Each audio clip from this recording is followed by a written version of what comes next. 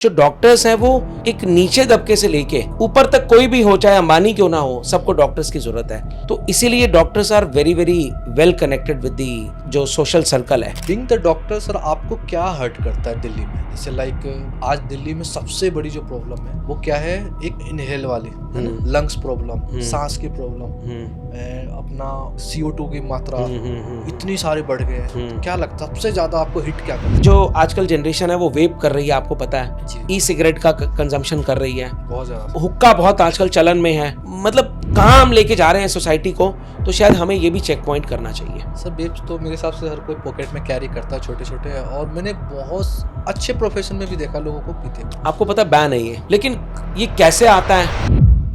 Why people take up smoking is just to prove them that they are something in the society, अपने आप को बड़ा दिखाने का। अब पहली बार अगर आप चिट्टा लोगे, पाउडर लोगे, तो पहली बार तो आपको मजा ही आएगा ना, फिर आपको लगेगा यार ये तो मजा रोज चाहिए मुझे, फिर धीरे धीरे क्वांटिटी बढ़ती रहेगी उसकी। और यही एक रीजन कह सकते हैं सर कि आजकल देखते हैं हर दूसरे गली में एक IVF सेंटर खुला होता है। मतलब कहीं ना कहीं इनफर्टिलिटी में भी इशू आ रहे हैं हमारे पास। देखो सुधांशु जी, बहुत ही बढ़िया आपने ये टॉपिक टच किया है। आपको पता है WHO की स्टडी बताती है कि एक कपल 15 में से वो चाइल्डलेस कपल है। निमोनिया कब इतना क्रिटिकल हो जाता है कि इंसान डेथ तक चला जाता है? देखिए, निमोनिया कोविड टाइम के समय अगर मैं आपको बताऊं, और अभी भी होता है कि कुछ निमोनियाज, आई थिंक जो कुछ ऐसे जो वल्नरेबल पॉपुलेशन है, जैसे मैंने आपको बताया ना, 5 साल से कम बच्चे और जिनको डायबिटीज, हाइपरटेंशन या कोई ऐसी बीमारी जिससे उनकी इम्यूनिटी कम है, तो वो हमेशा रिस्क पे होते हैं। तो कभी कभी वो वेंटिलेटर पे भी चले जाते हैं। जिस तरह से पैशन से जो नर्सेज जो केयर करती हैं, आप सोचो कि सुसु है, पॉटी है, बेड सोर केयर है,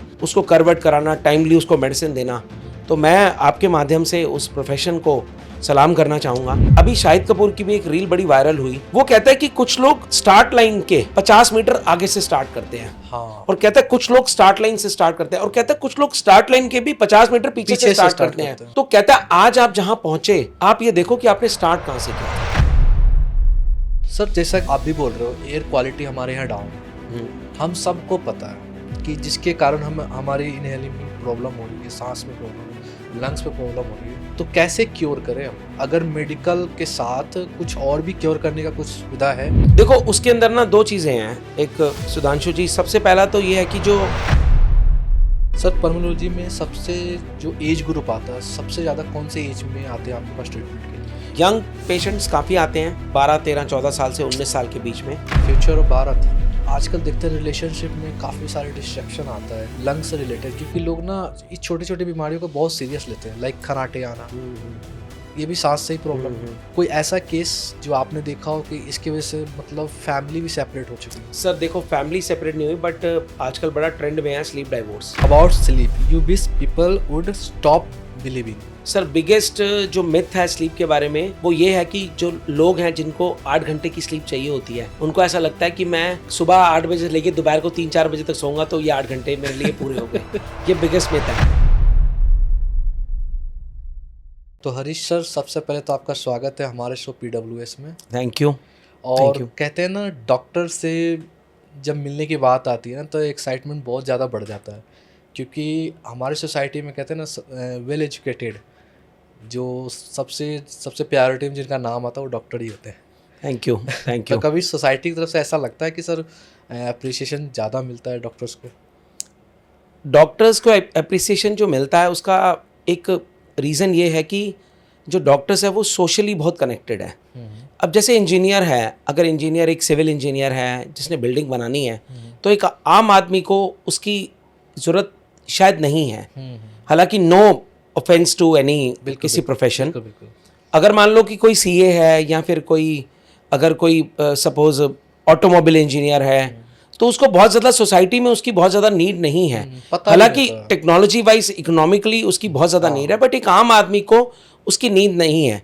आम आदमी को तो क्या करना है, काम करना है, उसको 2 वक्त की रोटी चाहिए, और साथ में अगर वो बीमार पड़े तो कोई उसको हेल्पिंग हैंड चाहिए।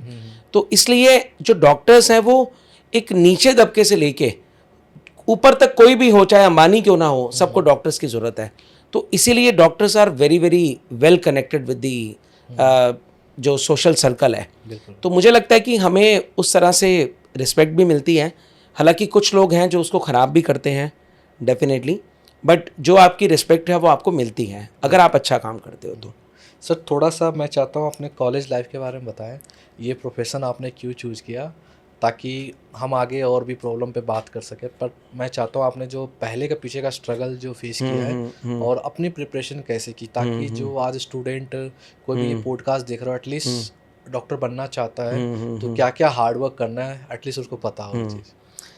देखिए इसका जो स्टार्ट हुआ वो तब से हुआ जब मैं आई थिंक 5-6 साल का था, तो मुझे ब्रेन ट्यूमर था स्पाइनल कॉर्ड में, मेरे पीछे निशान भी है ऑपरेशन का। तो उस समय मैं आपको बात बता रहा हूँ अराउंड 80s की, लेट 80s की। तो उसमें अब वो ट्यूमर जो था कहीं ना कहीं मेरे हाथ पैर नहीं चलते थे।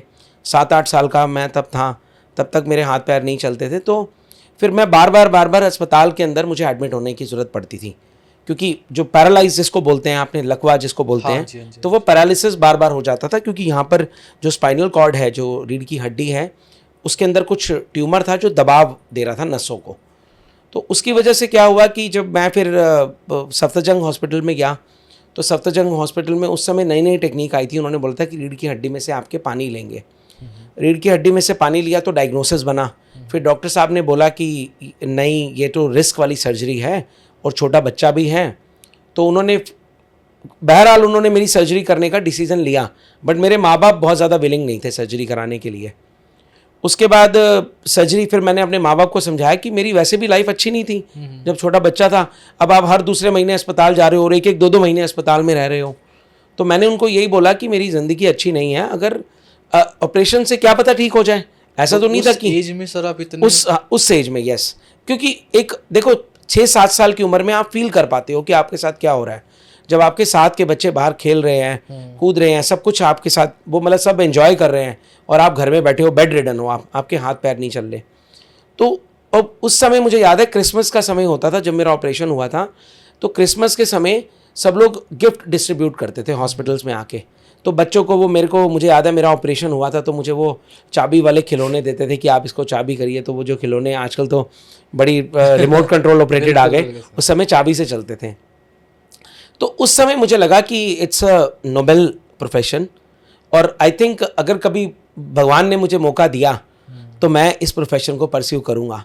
तो वहाँ से एक मेरे को मोटिवेशन मिली कि मैं डॉक्टर मतलब बन सकता हूँ अपनी ज़िंदगी में। तो शायद फिर परिवार में कुछ लोग डॉक्टर्स बने।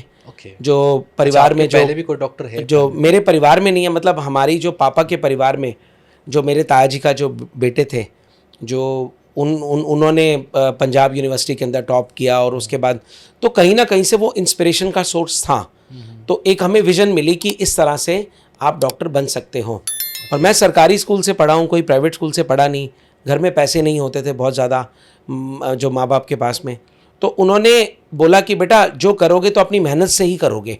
अगर आपको लगता है कि आपके अंदर वो शिद्दत है, आपके अंदर वो ज़ील है, तो आप अपनी मेहनत से ही करोगे। और आई थिंक हमने राइट डायरेक्शन में मेहनत करी।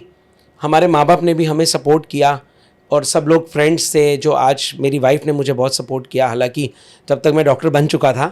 लेकिन एक आप देखो, कहीं ना कहीं MBBS करना एक जर्नी का एंड नहीं होता। बिल्कुल सर। तो आपको स्पेशलाइजेशन करनी होती है। जैसे मैं चेस्ट स्पेशलिस्ट हूँ, मैं TB के केसेस बहुत सारे हैंडल करता हूँ। उसके बाद एलर्जीज रेस्पिरेटरी करता हूँ, फिर कोविड भी गया। जी। तो उस समय आपकी फैमिली का सपोर्ट आपके लिए बहुत ज़रूरी है, और आपके जो फ्रेंड्स हैं जो आपके साथ खेलते हैं, तो वो भी उनकी सपोर्ट भी आपको बहुत ज़रूरी है।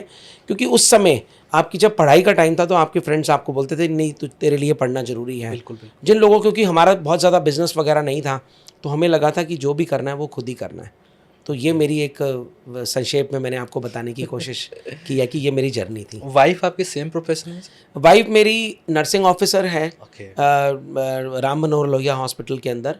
और एक सेम प्रोफेशन मैं बोलूँगा कि आई थिंक सेम तो नहीं है, बट क्योंकि she is not a doctor नहीं है। बट आपके पास क्या होता है, मुझे हमेशा चीज़ ये था कि मैं डॉक्टर से शादी नहीं करना चाहता था, क्योंकि आपके पास आप हस्बैंड और वाइफ अलग हो के, अगर आप अलग हो तो कुछ बात करने के लिए आपके पास ना अलग से कुछ होना चाहिए। जैसे कोई अगर CA है, जो इंजीनियर है, तो बड़ा अच्छा कॉम्बिनेशन है। हालांकि मेरी लव मैरिज है, बट मुझे फिर भी लगा कि नहीं, डॉक्टर से तो शायद नहीं करूँगा मैं। बट ये है कि now we have something else to talk about, क्योंकि हम बात करते हैं अब जैसे वो नर्सिंग प्रोफेशन में एडमिनिस्ट्रेशन भी देखती है वो, तो I can feel the pain in the patients कि क्योंकि डॉक्टर का काम होता है सिंपल मेडिसिन लिखना, राउंड लिया, मेडिसिन लिखा, और सिस्टर्स का ये काम होता है, नर्सेज का काम होता है उस चीज़ को डिलीवर करना। और आई थिंक डॉक्टर की ड्यूटी एक अपने में ज़्यादा है, बट सिस्टर की ड्यूटी और ज़्यादा हार्ड है। आप देखो जो बाहर की कंट्रीज़ में, आप यूएस वगैरह में जाओगे तो वहाँ पर primary point of contact is the sisters only, nurses हैं। उसके बाद नर्सेज पहले वो देखती हैं, जो प्राइमरी केयर फिजिशियन जिनको बोलते हैं, उसके बाद वो पेशेंट को डाइवर्ट करते हैं किसी स्पेशलिस्ट के पास में। तो जिस तरह से पैशन से जो नर्सेज जो केयर करती हैं, पॉटी भी, मतलब आप सोचो कि सुसु है, पॉटी है, बेड सोर केयर है, उसको करवट कराना, टाइमली उसको मेडिसिन देना, तो मैं आपके माध्यम से उस प्रोफेशन को सलाम करना चाहूँगा। बिल्कुल सर। तो इसीलिए डॉक्टर्स भी करते हैं, क्योंकि हमें लगता है कि ये टीम वर्क है, अकेले का काम नहीं है। बिल्कुल सर। तो जो पैरामेडिकल वर्कर्स हैं, जो ग्राउंड स्टाफ होता है, इवन जो सफाई करता है, तो हर किसी इंसान का एक रोल है। बिल्कुल सर, ये कह सकते हैं खूबसूरती एक डॉक्टर से ही मिल सकती है, क्योंकि कहते हैं ना, डॉक्टर का मैंने जब देखा हुआ, मेरा खुद का ऑपरेशन हुआ, तो बिफोर ऑपरेशन वो जो तैयारी करते हैं डॉक्टर, तो बस 2 मिनट पहले आया, जस्ट सर्जरी करके निकल गए। खैर होश में नहीं था मैं, बट फिर भी मुझे लगा कि सारी प्रिपरेशन मैंने देखा अपनी आंखों से जब तक होश में था मैं। तो ये एक अच्छा टीम वर्क था, और शायद इसीलिए डॉक्टर को लोग ज़्यादा अप्रिशिएट भी करते हैं, और पूरा हॉस्पिटल का नाम भी अच्छा होता है। अब बचपन में अच्छे स्टूडेंट थे सर, कैसे थे, या घर में भी पिटाई आपने भी खाई है? हमारी सर मेरी बहुत पिटाई हुई है, बहुत पिटाई, और मैं बिल्कुल भी अच्छा स्टूडेंट नहीं था। मतलब मैं अगर बोलूँ तो शायद जो मुझे बताया गया कि दिमाग अच्छा था, कम पढ़ता था, नंबर अच्छे आते थे, तो शायद पेरेंट्स को लगता था कि ये बच्चा अगर मेहनत करेगा तो अपनी ज़िंदगी में आगे बढ़ सकता है। तो ये एक वो था। लेकिन जब 9वीं जब क्लास हुई, तब थोड़ा कुछ चीज़ें ज़िंदगी में समझ आने लगी, क्योंकि उस समय आपका 10वीं क्लास में आप चूज़ करते हो कि आपको मेडिकल में जाना है, या आपको इंजीनियरिंग में जाना है, या आपको सीए बनना है, ह्यूमैनिटीज़, आईएएस, आईपीएस ऑफिसर। तो आई थिंक 10वीं एक बेंचमार्क होता था उस समय। तो और अभी भी बेंचमार्क है, अभी भी लोग अपना करियर डिसाइड करते हैं 10th स्टैंडर्ड में।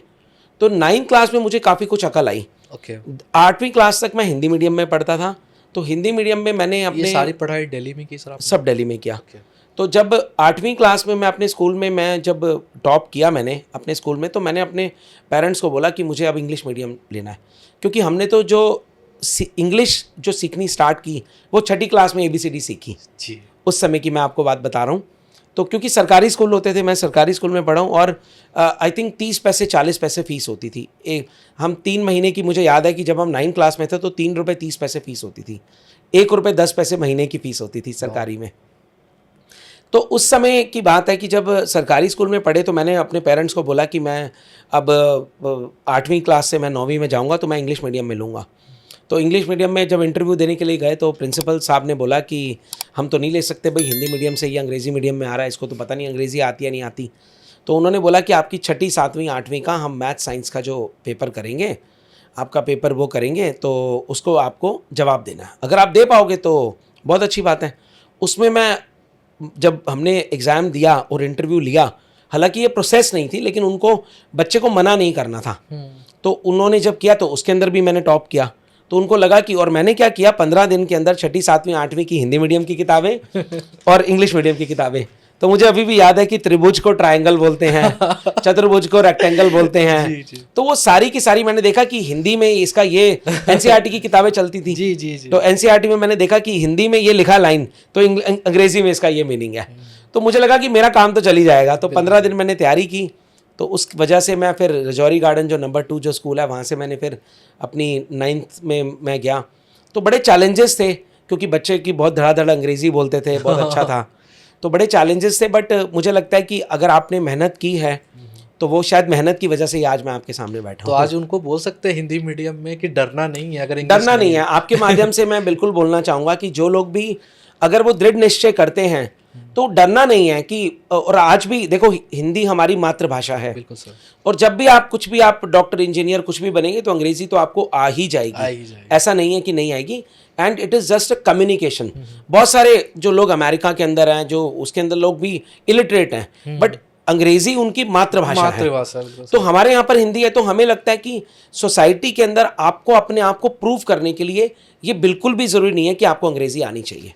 ऐसा हमारे लोग ही ना हमें फील करा देते हैं, लोग फील करा देते हैं। यस, अदरवाइज वो फॉरेनर अपनी लैंग्वेज जब मोदी जी हमारे देते हैं हिंदी में हाँ, भाषण देते हैं। जब मैं मेडिकल कॉलेज में गया पहले दिन, जब मेरा 2001 में सिलेक्शन हुआ दिल्ली यूनिवर्सिटी में, university college of medical sciences जो शादरा में जीटीबी हॉस्पिटल है, वहाँ से मैंने एमबीबीएस किया जो दिल्ली यूनिवर्सिटी में मेरिट बेस पे। तो पहले दिन जब मैं गया तो मैं जब हमारा 100 का बैच था तो मैं वहीं पर था। तो पहले दिन हमारा ओरिएंटेशन सेशन होता है, तो हमें हमारी जो एक प्रोफेसर थी, प्रोफेसर नीलिमा शंकर, अभी वो रिटायर्ड हुई हैं फिजियोलॉजी की, तो उन्होंने पूछा कि बेटा आपकी हॉबी क्या है, अंग्रेज़ी में पूछा। तो मुझे तो अंग्रेज़ी नहीं बोलनी आती थी, हाँ मतलब इतना आता था कि पढ़ समझ लेते थे लेकिन बोलनी नहीं आती थी। तो मैंने उनको बोला कि मुझे सोना बहुत अच्छा लगता है, क्योंकि मुझे लगा ये सबसे आसान वर्ड है ताकि मैं चुप हो जाऊंगा। और इमेजिन कि जब बच्चे थे उस समय DPS Delhi public school R K Puram का बहुत नाम होता था। मुझे ना डाइजेस्ट नहीं हो रहा जो आपने बोला ना ये चीज़, क्योंकि मैं आपका देख रहा हूँ 5वीं 6वीं से जो एक्टिवनेस था आपके अंदर कि मैं करूँगा, अपना कॉन्फिडेंस कहीं ना कहीं था, लेकिन आप जो ना स्लिपी तो उसके बाद क्या हुआ कि बड़ा इंटरेस्टिंग है। तो वहाँ पे जो बच्चे थे वो सारे स्प्रिंगडेल्स, डीपीएस आरके पुरम, सब डॉक्टर्स के बच्चे, और मैं कहाँ, मेरे पापा कहाँ, हम होटल वोटल का एक काम होता था हमारा, एक किराने की दुकान थी, वो किराने की दुकान से हम उठ के चले, वहाँ चले गए दिल्ली यूनिवर्सिटी, हम भाई कॉलेज में पहुँच गए। तो मैं बड़ा अंदर से परेशान था कि मुझे तो अंग्रेज़ी नहीं आती भाई, मैं तो अंदर से बहुत ही अंदर से वो आपको फीलिंग भी आती है कि आप when you are surrounded by people जो कि इतने एजुकेटेड बैकग्राउंड से हैं, जिनके माँ बाप डॉक्टर्स हैं, तो फिर मैं जब एक शख्स हैं वो इस दुनिया में अब नहीं रहे, तो उन्होंने मुझे बहुत सिखाया। तो उन्होंने मुझे बोला कि बेटा जब आप कहीं से भी उठ के आए हों, आपकी जो पीछे का रास्ता आपने किसी भी तरह के से, जैसे कई लोग, अगर मान लो कि कई लोग साउथ एक्स रहते हैं दिल्ली में, कई लोग झुग्गी झोपड़ी में भी रहते होंगे, कई लोग बेचारे और स्लम एरिया में रहते होंगे, कई लोग शायद फुटपाथ पे रोज सोते होंगे। कहते ये मैटर नहीं करता कि आपने अपनी जर्नी कहाँ से स्टार्ट की है, ये मैटर ये करता है कि आप पहुँचे कहाँ हो। कहते जब आप उनके साथ पहुँच गए ना, अब आप उनके बराबर हैं, अब अंग्रेजी आए या ना आए आपको कोई फर्क नहीं पड़ता। तो उस दिन से मुझे ये रियलाइज़ हुआ कि ये बात बिल्कुल सही है कि कुछ लोगों ने, अभी शाहिद कपूर की भी एक रील बड़ी वायरल हुई, तो शाहिद कपूर ने भी ये बात लोगों को बोली कि हम लोग अक्सर कंपैरिजन करते हैं लोगों से ना, कि वो कहाँ तक पहुँचा, आपके दोस्त होंगे, आपके मित्र होंगे जो आपको लगा यार मेरे मित्र। वो कहता है कि कुछ लोग स्टार्ट लाइन के 50 मीटर आगे से स्टार्ट करते हैं, और कहता है कुछ लोग स्टार्ट लाइन से स्टार्ट करते हैं, और कहता है कुछ लोग स्टार्ट लाइन के भी 50 मीटर पीछे से स्टार्ट करते हैं। तो कहता है आज आप जहाँ पहुँचे, आप ये देखो कि आपने स्टार्ट कहाँ से किया था जिंदगी में। तो हमारी तो स्टार्ट ही 50 मीटर पीछे से हुई, हमने तो स्टार्ट लाइन में भी नहीं, हम तो स्टार्ट लाइन पे भी नहीं खड़े थे, क्योंकि ना कुछ हमारे पास पैसे थे, ना रिसोर्सेज थे, कुछ था ही नहीं जिंदगी में। जो किया खुद से किया, और शायद भगवान ने अगर इतनी वो मेहनत की, और उसी की बदौलत है कि हम आज आपके सामने समक्ष हैं, आपके नहीं बिल्कुल सर, जो सुधांशु जी के बिल्कुल सामने बिल्कुल समक्ष बैठे हैं। मुझे क्या लग रहा है सर, आपने कॉलेज में भी, कॉलेज लाइफ में खूब मस्ती की होगी। खूब मस्ती की, खूब मस्ती की। कुछ ऐसा इंसिडेंट जो शेयर करना चाहो? देखो कॉलेज टाइम में, क्योंकि ऐसा तो मेरे साथ कॉलेज में कोई दिक्कत भी नहीं होगी। देखो कॉलेज टाइम में ऐसा होता है कि मुझे लगता है कि आपकी जो कॉलेज है वो आपको एक, जब आप स्कूल में होते हो और आप कॉलेज में जब स्विच करते हो, पहुंचते हो, तो वो एक ऐसे इंसान को तैयार कर रहे होते हैं जिसने आगे जाके ज़िंदगी में कुछ करना है लाइफ में। अगर आप डॉक्टर्स बनते हो तो आपकी डिसीजंस, आप अपने परिवार को कैसे चलाओगे, आप देश के बारे में क्या सोचोगे, तो आपको कलेक्टिवली इन सब चीज़ों के बारे में सोचना पड़ता है। सिर्फ आप स्टूडेंट लाइफ से जब आप कॉलेज लाइफ में पहुंचते हो तो आप एक्चुअली में दुनिया को देखते हो कि दुनिया कैसे आपके साथ में बिहेव करती है, आपको कैसे उनसे रिएक्ट करना है। क्योंकि आप बहुत सारी गलत आदतें, जैसे लोग स्मोकिंग करते हैं, ड्रग्स लेते हैं, अल्कोहल लेते हैं, तो ये आपके ऊपर निर्भर करता है कि आप उसमें से क्या चीज़ लेते हो। तो अगर आपने फनी इंसिडेंट्स की बात की, तो फनी इंसिडेंट्स ये होता था कि हमारे वहाँ पे वाटर कूलर होता था। अब वाटर कूलर की डुप्लीकेट चाबी बनाना तो बड़ा आसान होता है, तो वाटर कूलर तो ठंडा पानी करने के लिए होता था, तो लोग अपनी वाटर कूलर में बियर ठंडी करते थे, क्योंकि फ्रिज तो होते नहीं थे। अब वो फ्रिज नहीं होते थे तो कहीं ना कहीं बियर तो ठंडी करनी होती थी। तो कुछ नहीं, रात को वो मतलब सुबह उठे, उसके बाद वो वाटर कूलर के अंदर डाले और सब लोग वही पानी पी रहे हैं बढ़िया से। चलो आज इंजीनियर लोगों को समझ में आएगा जो बीटेक और ये करते हैं, क्योंकि उनके पास ना एक कूल स्टोरी होती है। हाँ। जैसे लाइक आमिर खान की मूवी थी वायरस, और ये जो कुछ फैक्टर दिखाया गया। हाँ। आज ये लोगों को जरूर समझ में आया कि डॉक्टर्स भी जुगाड़ करते हैं। जुगाड़ करते हैं, बिल्कुल। फिर उसके बाद क्या होता था कि रात को कभी सोई नहीं, कभी पार्टी करी, तो हमारा जो LT होता है उसको लेक्चर थिएटर बोलते थे। तो वो आपने देखा होगा कॉलेज में ऐसे होता है, जी जी जी। सब मतलब CD लगी होती है। हाँ। तो पहले जो आगे सबसे जो सिंसियर स्टूडेंट होते थे वो आगे बैठते थे। हम तो हमेशा बैक बेंचर्स रहे। अच्छा। बैक बेंचर्स रहे, और पीछे जाके या तो बैक बेंचर्स वो होते थे जो कि एक्चुअली में बैक बेंचर हैं, या दूसरे बैक बेंचर होते थे जिनको सोना होता था। और सोना होता था तो वो पीछे जाके, वो पीछे बोरा होता था, वहां पे सो रहे होते थे, क्योंकि इस पूरी रात तो दारू पी होती थी, दारू पी होती थी, मस्ती मार रहे होते ऐसा थे। क्यों लग रहा है वो मूवी आ रही है मेरे सामने। वो एग्जैक्टली जो उन्होंने दिखाया है वो सच में ऐसा ही होता है। वो कहता है ना हाउ टू स्टार्ट इंजन, हाँ, क्वेश्चन होता है ना वो ब्रर ब्रर, हाँ। सरमन जोशी वाला बिल्कुल सेम विजुअल आ रहा है। बिल्कुल बिल्कुल। वो एक्चुअली में उन्होंने जो बताया है, उन्होंने हालांकि वो जो उन्होंने जो नॉवल, जो आई थिंक चेतन भगत की नॉवल से वो मूवी बनी है, तो काफी कुछ उसमें सही दिखाया गया है, काफी कुछ सही है उसमें। मतलब कूल लाइफ है सर, हम ये नहीं कह सकते। कई लोग कहते हैं डॉक्टर बोरिंग। देखो उसके अंदर सब कुछ होता है, पढ़ाई भी होती है, आपको सिखाया भी जाता है, आपके अंदर मस्ती भी होती है, और कहीं ना कहीं आपका वर्क प्लेस भी है जहाँ आप काम करते हैं। तो मुझे लगता है कि आपको कोई चीज़, देखो जिस चीज़ में आप एंजॉय करोगे ना, तो आप कभी घड़ी की तरफ नहीं देखोगे। जी सर।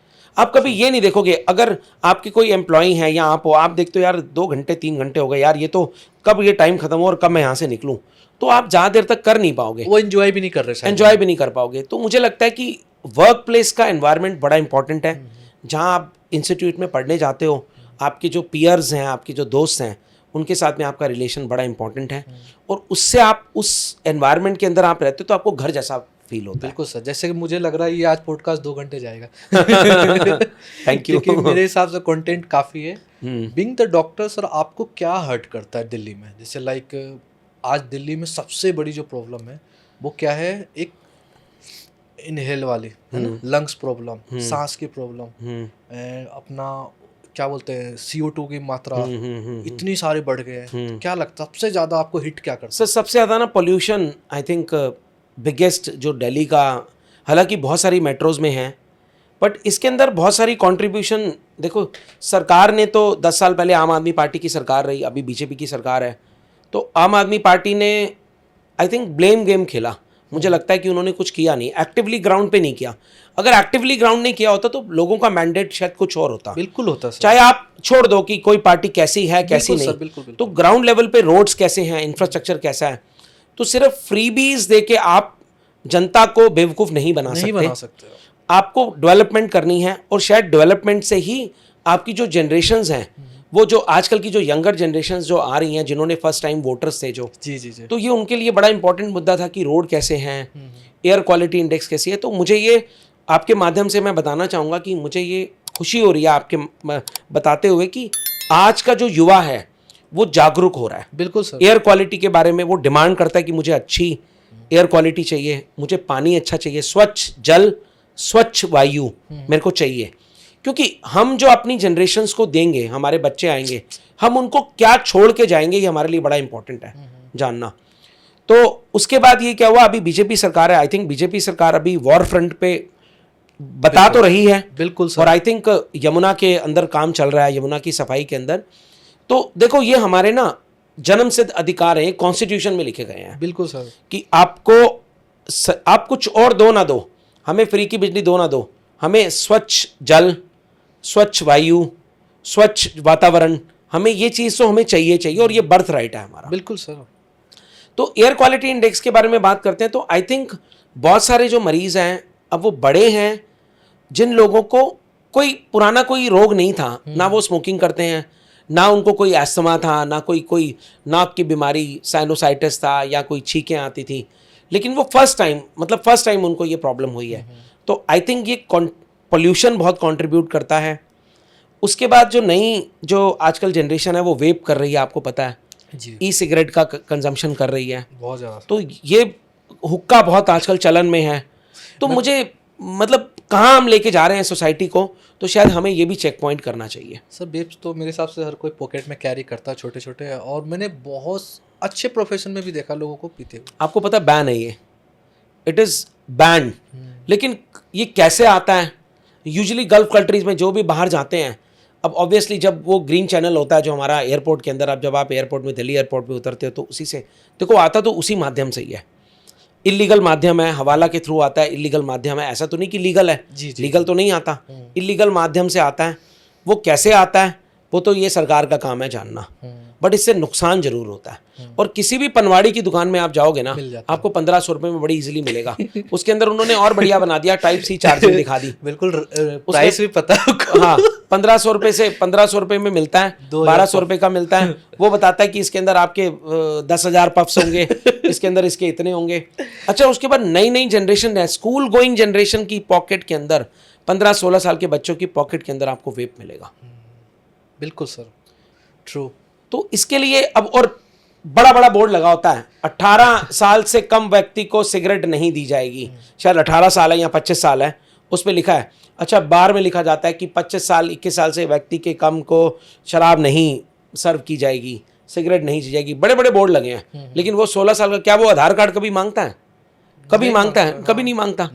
अच्छा, आजकल बच्चों को फिर फ्लॉन्ट लगने में वो बोलेगा भाई मैं तेरे को क्यों दिखाऊं, तू क्यों चौधरी लगा हुआ है जो मेरे आधार कार्ड मांग रहा है, तूने ऐसी कौन सी मेरे को सब्सिडीज देनी है? तो देखो सबके काम चल रहे हैं। सर दिल्ली की बात करें तो मैं एक और क्वेश्चन करना सर, दिल्ली राजधानी है, एक मैं चाहता हूँ आप एक ना ऑनेस्टली आंसर देना, कहीं से लगता है कि दिल्ली राजधानी है, मतलब राजधानी ऐसा होना चाहिए? नहीं लगता, बिल्कुल नहीं लगता, क्योंकि अगर 4-5 किलोमीटर का रेडियस छोड़ दें तो लगता ही नहीं दिल्ली। देखो लुटियन दिल्ली को छोड़ दो, कुछ पार्ट साउथ दिल्ली के उनको छोड़ दो, हाँ, और इमेजिन करो उनको लुटियन दिल्ली के लिए एनडीएमसी चाहिए जी, न्यू दिल्ली म्युनिसिपल कॉर्पोरेशन, उसके लिए अलग बॉडी है जो उसका ध्यान रखती है, और बाकी सबके लिए तो एमसीडी है।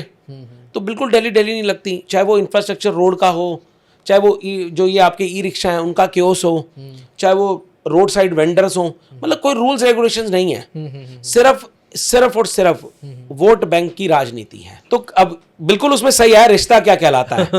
अब रिश्ता क्या कहलाता है कि जो वोट बैंक की राजनीति है, जो वोट के चक्कर में लोग ये काम करते हैं, तो ये रिश्ता है क्या भाई तुम्हारा? सही बात है। तुम इंफ्रास्ट्रक्चर पे क्यों नहीं काम कर रहे? तुम एक आम आदमी के लिए, कितना डिफिकल्ट है आम आदमी के लिए आज की डेट में ये सरवाइव करना। सर जैसा कि सब आप भी बोल रहे हो, एयर क्वालिटी हमारे यहाँ डाउन है, हम सबको पता है कि जिसके कारण हमारी इनहेलिंग में प्रॉब्लम हो रही है, सांस में प्रॉब्लम हो रही है, लंग्स में प्रॉब्लम हो रही है। तो कैसे क्योर करें हम? अगर मेडिकल के साथ कुछ और भी क्योर करने का कुछ सुविधा है? देखो उसके अंदर ना दो चीज़ें हैं। एक सुधांशु जी, सबसे पहला तो ये है कि जो मॉडिफाइबल फैक्टर्स हैं जिनको आप मॉडिफाई कर सकते हैं, एक होता है नॉन मॉडिफाइबल फैक्टर्स, ठीक है, उनको आप मॉडिफाई नहीं कर सकते। सपोज आपकी मैं बात कहूँ, आपकी एज दिन बर दिन आप उम्र ढलेगी, उम्र तो बढ़ेगी आगे, बिल्कुल, इसको आप मॉडिफाई नहीं कर सकते।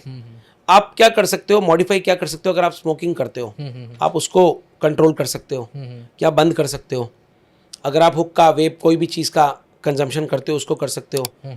आपने देखा कि भाई कोई जैसे पराली है, पराली डेफिनेटली बहुत सारी स्टडीज़ हुई हैं, इवन आईआईटी ने भी स्टडी की है, इवन जो बहुत सारे एनवायरमेंटलिस्ट हैं वो भी ये बताते हैं कि पराली कंट्रीब्यूट करती है।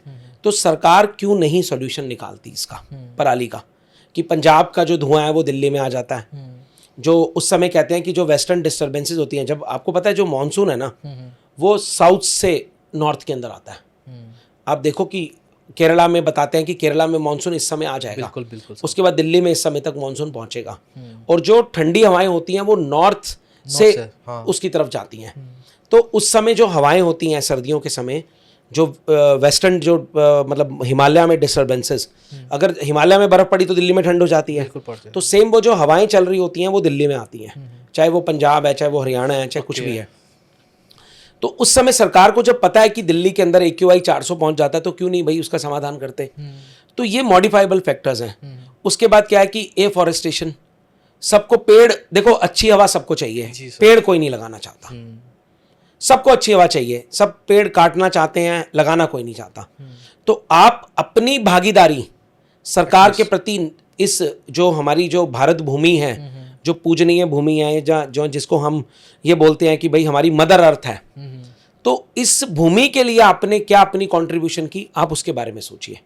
और अगर आप स्मोक नहीं करते, आप अननेसेसरी आग नहीं जलाते, और आप एफॉरेस्टेशन करते हो, मतलब आप पौधे लगाते हो, तो जैसे बहुत सारे plant and natural air purifier हैं, जैसे रबर प्लांट है, स्नेक प्लांट है, उसके बाद आपके जो एलोवेरा प्लांट है, इवन जो पाइन आपने लगा रखा है ये भी, ये बहुत सारे जो प्लांट है ये नेचुरल एयर प्योरीफायर का भी काम करते हैं। तो आपकी भागीदारी होनी चाहिए उसके अंदर, कूड़ा नहीं फैलाएं।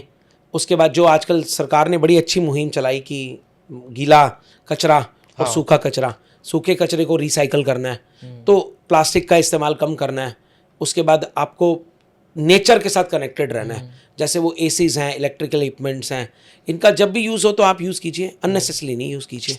तो ये सारे के सारे फैक्टर्स को हम मॉडिफाई कर सकते हैं। ठीक है, कुछ ऐसे जो आपने कुछ मतलब एक होता नहीं सर, एक नॉर्मल प्रॉब्लम होती है सांस की, कुछ आपने ऐसा चैलेंजिंग देखा हो जो लगा हो कि नहीं ये तो मतलब नॉर्मल से भी ज़्यादा है?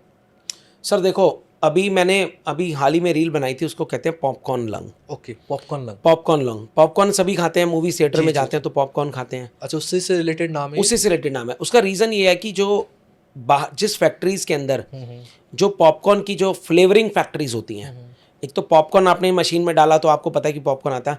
कुछ आपने देखा होगा कि कुछ ऐसी कंपनीज हैं जो प्रमोट करती हैं, उसके अंदर वो फ्लेवरिंग करती हैं, बटर करते हैं, कुछ लोग कैरामलाइज करते हैं। तो एक केमिकल यूज है जिसको डाई एसिटाइल कहते हैं। ओके, वो जो केमिकल जो होता है वो क्या करता है कि वो फ्लेवरिंग एजेंट है पॉपकॉर्न के लिए। तो जो वर्कर्स थे तो उनके उसको वहाँ से पॉपकॉर्न लंगाया, उसके जो लंग्स हैं उसके अंदर जैसे कोविड में पिक्चर थी वैसे उसके कोविड से लंग उसके डैमेज हो जाते हैं, सीवियर इन्फ्लेमेशन होती है कुछ लोगों में, और उनके इन्फ्लेमेशन के बाद स्कैरिंग हो जाती है, और कई लोगों का बिल्कुल रेस्पिरेटरी सिस्टम फेलियर हो जाता है, और इससे कुछ लोग मर भी जाते हैं। तो it is a life threatening complication.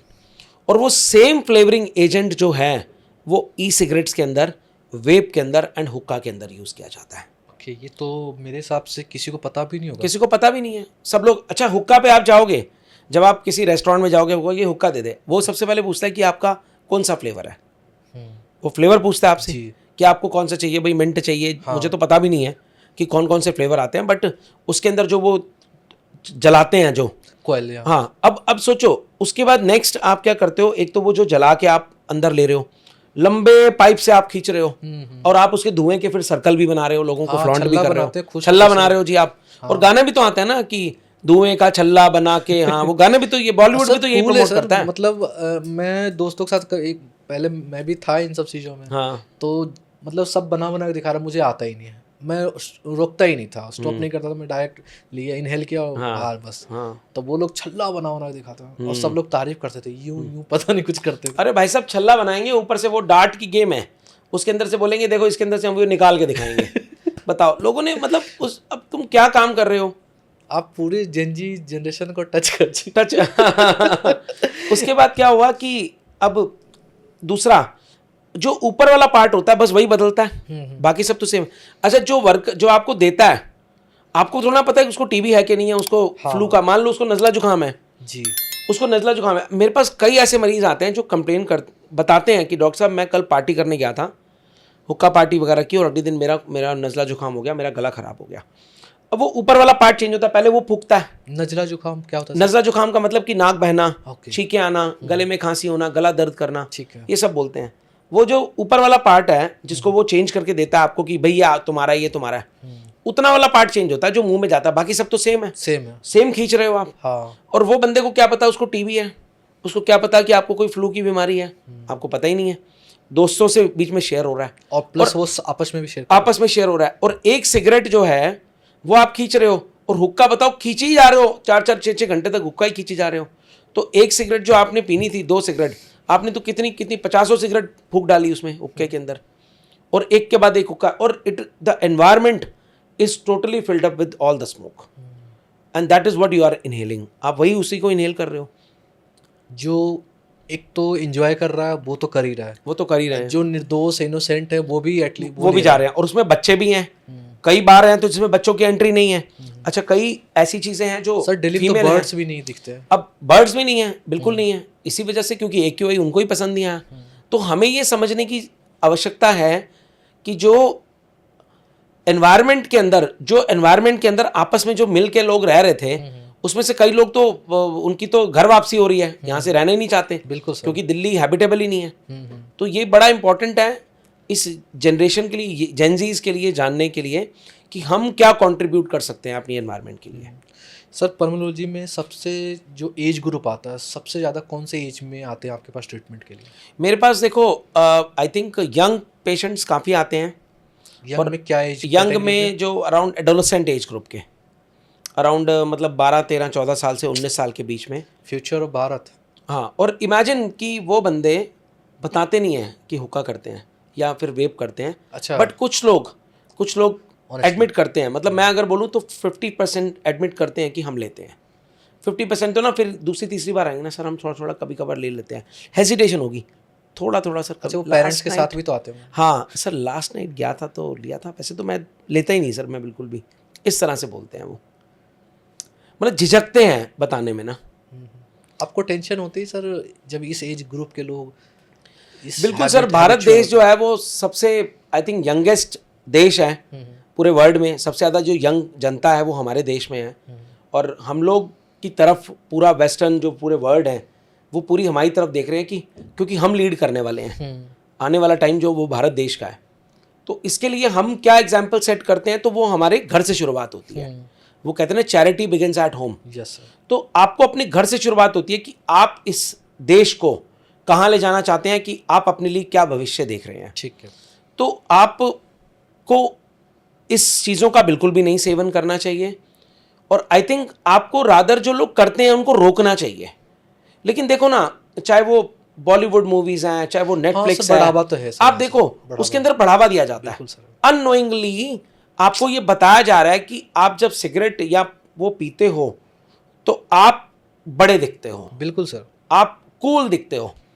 मैं खुद एग्जांपल देना चाहूँगा अपना। मैं फास्ट एंड फ्यूरियस की मूवी का बहुत बड़ा फ़ैन हूँ, मतलब उसके हर सीरीज का। तो उसमें ना थोड़ा सा अल्कोहल का प्रमोट किया गया है। उसमें ना बियर की पाइंट देखा होगा आपने, छोटी बोतल पीते हुए। तो जब मैं मतलब बैचलर, मतलब अपने बैचलर दोस्तों के साथ रहता था, शादी नहीं हुई थी, तब मेरा मन करता था कि यार ये ना पाइंट पीते हैं हम लोग। तो देखो मैं वो जब भी मूवी देखता था ना, आप विश्वास करोगे उस मूवी से मुझे ना पीने का मन करता था कि पाइंट पी के देखते हैं, ड्रिंक करके देखते हैं। पता नहीं क्या स्वैग होता था, लेकिन छोटी बोतल होती थी, अच्छा लगता था और पीने का भी मन करता था। तो इस तरह का कोई सिचुएशन जो आपने खुद? बिल्कुल सर, बिल्कुल। जो सबसे कॉमनेस्ट रीज़न कि why people take up smoking is just to prove them that they are something in the society, अपने आप को बड़ा दिखाने का।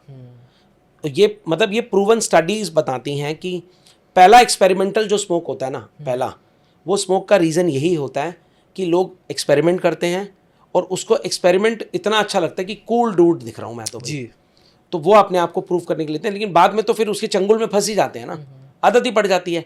अब पहली बार अगर आप चिट्टा लोगे, पाउडर लोगे, तो पहली बार तो आपको मज़ा ही आएगा ना, फिर आपको लगेगा यार ये तो मज़ा रोज़ चाहिए मुझे, फिर धीरे धीरे क्वांटिटी बढ़ती रहेगी उसकी। तो ये तो है ही है ये तो।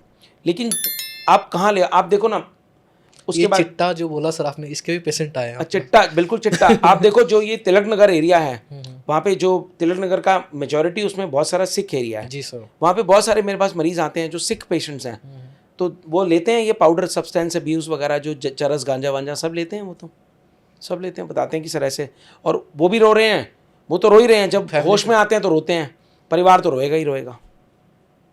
पंजाब में तो कहते हैं सर हर गली में बड़ा इजीली देखो ये ना प्रमोट किया गया है। हाँ, ये चाहे उसमें क्या गवर्नमेंट रही क्या नहीं रही, कहीं ना कहीं से इसके बारे में ये प्रमोट किया गया है, और शायद कुछ सरकार ऐसी आएंगी जिसमें लोग जागरूक होंगे। देखो पंजाब के लोग ना, मैं आपको बताता हूँ, पंजाब के जो मेरे दोस्त हैं, क्योंकि मैं भी पीछे से पंजाबी हूँ, उसके ना 3 ड्रीम होते हैं हर माँ बाप के। पहला ड्रीम ये होता है पंजाब के कि वो बाहर चला जाए, कनाडा। कनाडा मूवी भी आती है, कनाडा, कनाडा नहीं कनाडा, कनाडा अभी मूवी आई है, कनाडा। सेकंड नंबर पे वो उसके बाद ड्रग्स ना ले, ठीक है, और तीसरे नंबर पे अगर ये दोनों पॉसिबल नहीं है ना, तो पंजाब छोड़ दे। कोई और तीसरा एम नहीं है उनका, कोई एम नहीं है। जो यूथ है ना वहाँ का सारा वो छोड़ रहा है। क्यों? क्योंकि उनको लगता है कि यहाँ तो देश से बाहर भेजेंगे, या देश पंजाब से बाहर भेजेंगे, या फिर उनको भाई ये ना इनको आदत पड़ जाए। बस उनका यही 3 एम है, उनको कोई एम ही नहीं है ज़िंदगी में। सर ये तो सारी बीमारियों के बारे में बात कर लिए, कैसे हम इसमें मतलब इन्वॉल्व हो रहे हैं, लेकिन मैं चाहता हूँ साथ साथ हम ना क्योर करने की बारे में भी बात कर ले। जैसे लाइक चिट्टा जो भी वो क्या बोलते हैं सूखा नशा है जो भी कहते हैं लोग, हम एक एक चीज़ पे बात करते हैं कि उससे क्योर कैसे करें। अगर हैबिचुअल है तो हम उस टाइम पीरियड में हम क्या अवॉइड करें, साथ साथ कुछ डाइट फॉलो कर लें ताकि ना उन चीज़ों पर एटलीस्ट इफेक्ट। अगर देखो एक होता है कि वो स्ट्रिक्टली छोड़ देगा, लेकिन मैं बिलीव करके चल रहा हूँ कि 70-80% नहीं छोड़ेंगे, वो सोचेंगे कि चलना ठीक है, सर 95% नहीं छोड़ा। हाँ, क्योंकि वो लोग सोचते हैं कि चलो देखी जाएगी। हाँ, कई लोग तो इसमें भी एक डायलॉग मारते सर लाइफ तो एक ही बार है, हाँ, जो होना देखी जाएगी। हाँ, बड़ा स्वैग चलता है आजकल लड़कों बिल्कुल, में। तो मैं चाहता हूँ उनको ना हम क्योर करते हुए बताएं कि एटलीस्ट अगर वो कर रहे हैं, इनहेल कर रहे हैं, वेप, सिगरेट, स्मोक कुछ भी कर रहे हैं, तो मैं चाहता हूँ एक एक चीज़ पे हम बता दें कि उनको कैसे क्योर कर सकें। देखिए सबसे पहले ना क्योर डिपेंड करता है कि आपकी एक तो क्वांटिटी कितनी है, मतलब एडिक्शन है ना, ये आदत पड़ चुकी है आपको उस चीज़ की। अब आप क्या करते हो सर, जब आपको शुरू में आप लेते हो इतनी क्वांटिटी, एक चीज़ को अगर आपको अच्छा फीलिंग आती है कि भाई मुझे फीलिंग आती है बढ़िया, मुझे अच्छा लगता है अपने बारे में, मैं इतनी क्वांटिटी लेता हूँ, बाद में आपको इतनी क्वांटिटी चाहिए, फिर इतनी क्वांटिटी चाहिए, तो क्वांटिटी के ऊपर निर्भर करता है आपकी जो क्योर मैं बोलूँगा या आपका रोकथाम, प्रिवेंशन। तो उसके लिए सर डी एडिक्शन सेंटर्स हैं, डॉक्टर्स के पास आप जाओगे। सबसे पहले फैमिली के लिए बड़ा इंपॉर्टेंट है, फैमिली को ये रिकॉग्नाइज करना कि ये बंदा जो है जिसको ये आदत लग चुकी है, नशे हैं जिसको, तो वो बीमार है, वो सही नहीं है, क्योंकि उसका माइंड उस समय काम नहीं करता। तो सबसे पहले फैमिली की सपोर्ट, फ्रेंड्स की सपोर्ट बड़ी इंपॉर्टेंट है। उसके बाद सही व्यक्ति के पास ले जाना is next the important thing. फिर वो सही व्यक्ति के पास जाओगे तो वो कहेगा कि इनको सरकारी, आजकल बहुत सारे डी एडिक्शन सेंटर्स खुले हैं, होम खुले हैं, जो आइसोलेशन होम्स भी हैं, जो सरकार के द्वारा, इवन प्राइवेट भी हैं जी, तो वो आपकी मदद करते हैं। उसके बाद कुछ ड्रग्स आती हैं जी, हम दवाइयाँ दे सकते हैं ताकि उसको हम रोक सकें। ठीक है। उसके बाद पेशेंट का काउंसलिंग करनी होती है, हमें बिहेवियर के बारे में देखना होता है, क्योंकि ऐसा तो नहीं कि पेशेंट का अगर हमने छुड़वाया तो वो सुसाइडल टेंडेंसीज आ जाएंगी, क्योंकि उसको लगेगा कि भाई मुझे नहीं मिल रहा। तो इसके लिए there is a mechanism in place. लेकिन सबसे पहला जो काम है वो ये है कि प्रॉब्लम को आइडेंटिफाई करो, और उसको अगर आप बोलो कि उसको मैं बेटा तेरे को 2 चपेड़े मारूंगा अगर तूने ये की, तो ये नहीं होगा, इससे तो नहीं होगा। आपको बैठ के बच्चे के साथ अपने बात करनी पड़ेगी, उससे पूछना पड़ेगा, दोस्त बन के बात करनी पड़ेगी, तभी इसका सॉल्यूशन निकलेगा, नहीं तो नहीं निकलेगा। कुछ इसमें जेनेटिक भी होता है सर? उसके बाद जेनेटिक, देखो जेनेटिक में हर एक की अपनी अपनी कैपेसिटी है। कई लोग जो हैं वो शराब अगर 50 साल तक भी पिए तो उनका लीवर नहीं ख़राब होता, और आजकल यंग मरीज़ मेरे पास आते हैं 30-35 साल की उम्र में, जिनके फेफड़े में पानी चला जाता है लीवर की वजह से, उनके 30-35 साल में उनके वो लीवर ख़राब हो गया। तो डेफिनेटली जेनेटिकल एक कॉन्स्टिट्यूएंट जो उनका मेकअप है वो मैटर करता है। बट देखो नशा तो नशा है जी सर, नशे को ये थोड़ा ना पता है कि तुम्हारा लीवर कितना स्ट्रांग है जी सर, तो नशा तो नशा है। ठीक है सर, मैं चाहता हूँ छोटा छोटा और इसको डेप्थ में ना छोटा कर देता हूँ इसको। जैसे लाइक मैं 5 सिगरेट एन डे पीता हूँ, ठीक है, तो मुझे क्या करना चाहिए उसको क्योर करने, क्योंकि वो हैबिट नहीं हट रही मुझसे। हम मान के चलते हैं कि 90% लोग छोड़ना चाह रहे हैं, हाँ, लेकिन वो छोड़ने के लिए तैयार नहीं है, लेकिन वो चाहते कुछ ऑल्टरनेटिव कुछ कर सकते हैं साथ साथ, ताकि वहाँ से क्योर कर सके एटलीस्ट अगर वो पी रहा तो। देखिए अगर एक सिंपल स्टडी ये कहती है कि अगर आप 20 से ज़्यादा सिगरेट पीते हैं तो आपका छोड़ना इन अ डे ओके, आपका सिगरेट छोड़ना डिफ़िकल्ट है। अगर आप 20 से कम पीते हैं तो आप थोड़े से एफर्ट करेंगे तो सिगरेट छोड़ सकते हैं। तो अगर जैसे आपने बोला कि 5 पी रहे हैं, तो 5 अगर जो इंसान पी रहा है तो उसके लिए छोड़ना आसान है और उसको कोशिश भी करनी चाहिए। तो सबसे पहले तो 5 से वो अपनी तरफ से हम उसको पेशेंट को बोलते हैं कि आप इसको कम पे लेके आओ। तो कई बारी पेशेंट, दूसरा चीज़ होती है एक, उससे कहते हैं कि एक कंपनी का मतलब है कि आपने जब भी सिगरेट बोला, जब भी कोई सिगरेट पिएगा, या तो वो चाय पिएगा जी सर, या वो कॉफ़ी पिएगा, या वो कोल्ड ड्रिंक पिएगा, या किसी दोस्त के साथ जाएगा 100%, तो वो कंबाइन करेगा उसके साथ ना, एक कंपनी करेगा उसको, उसकी सिगरेट में भी दोस्ती ढूंढेगा ना जी, तो पहले उस दोस्ती को तोड़ो। आप बोलो कि भैया मैं कॉफ़ी 2 ही बार पीऊंगा, तो 2 ही सिगरेट आपकी हो गई। उसके बाद बहुत सारी ड्रग्स हैं, आप डॉक्टर के पास जाएंगे, बहुत सारी गमीज अवेलेबल हैं, गम्स हैं, च्युइंगम्स हैं, पैचेस हैं, वो आप उसकी हेल्प लेके सिगरेट छोड़ सकते हो। एक चीज़ याद रखनी है कि छोड़ना आसान है, उस चीज़ को कंटिन्यू रखना हमेशा के लिए, मतलब life time abstinence, is difficult. Okay. उसके लिए आपको मोटिवेशन की जरूरत होती है, आपको काउंसलर से मिलना है, आपको अपने डॉक्टर से मिलना है। एक छोटा सा सर, मुझे नहीं पता ये मिथ है क्या है, बता दो आप साथ साथ। वो लोग जो सिगरेट पीते हैं, मतलब मेरे फ्रेंड सर्कल में, वो कहते हैं मैं ना खाने में 5-6 हरी मिर्ची खाता हूँ साथ साथ, तो वो क्योर करता है। ये सच है? ऐसा बिल्कुल भी नहीं है।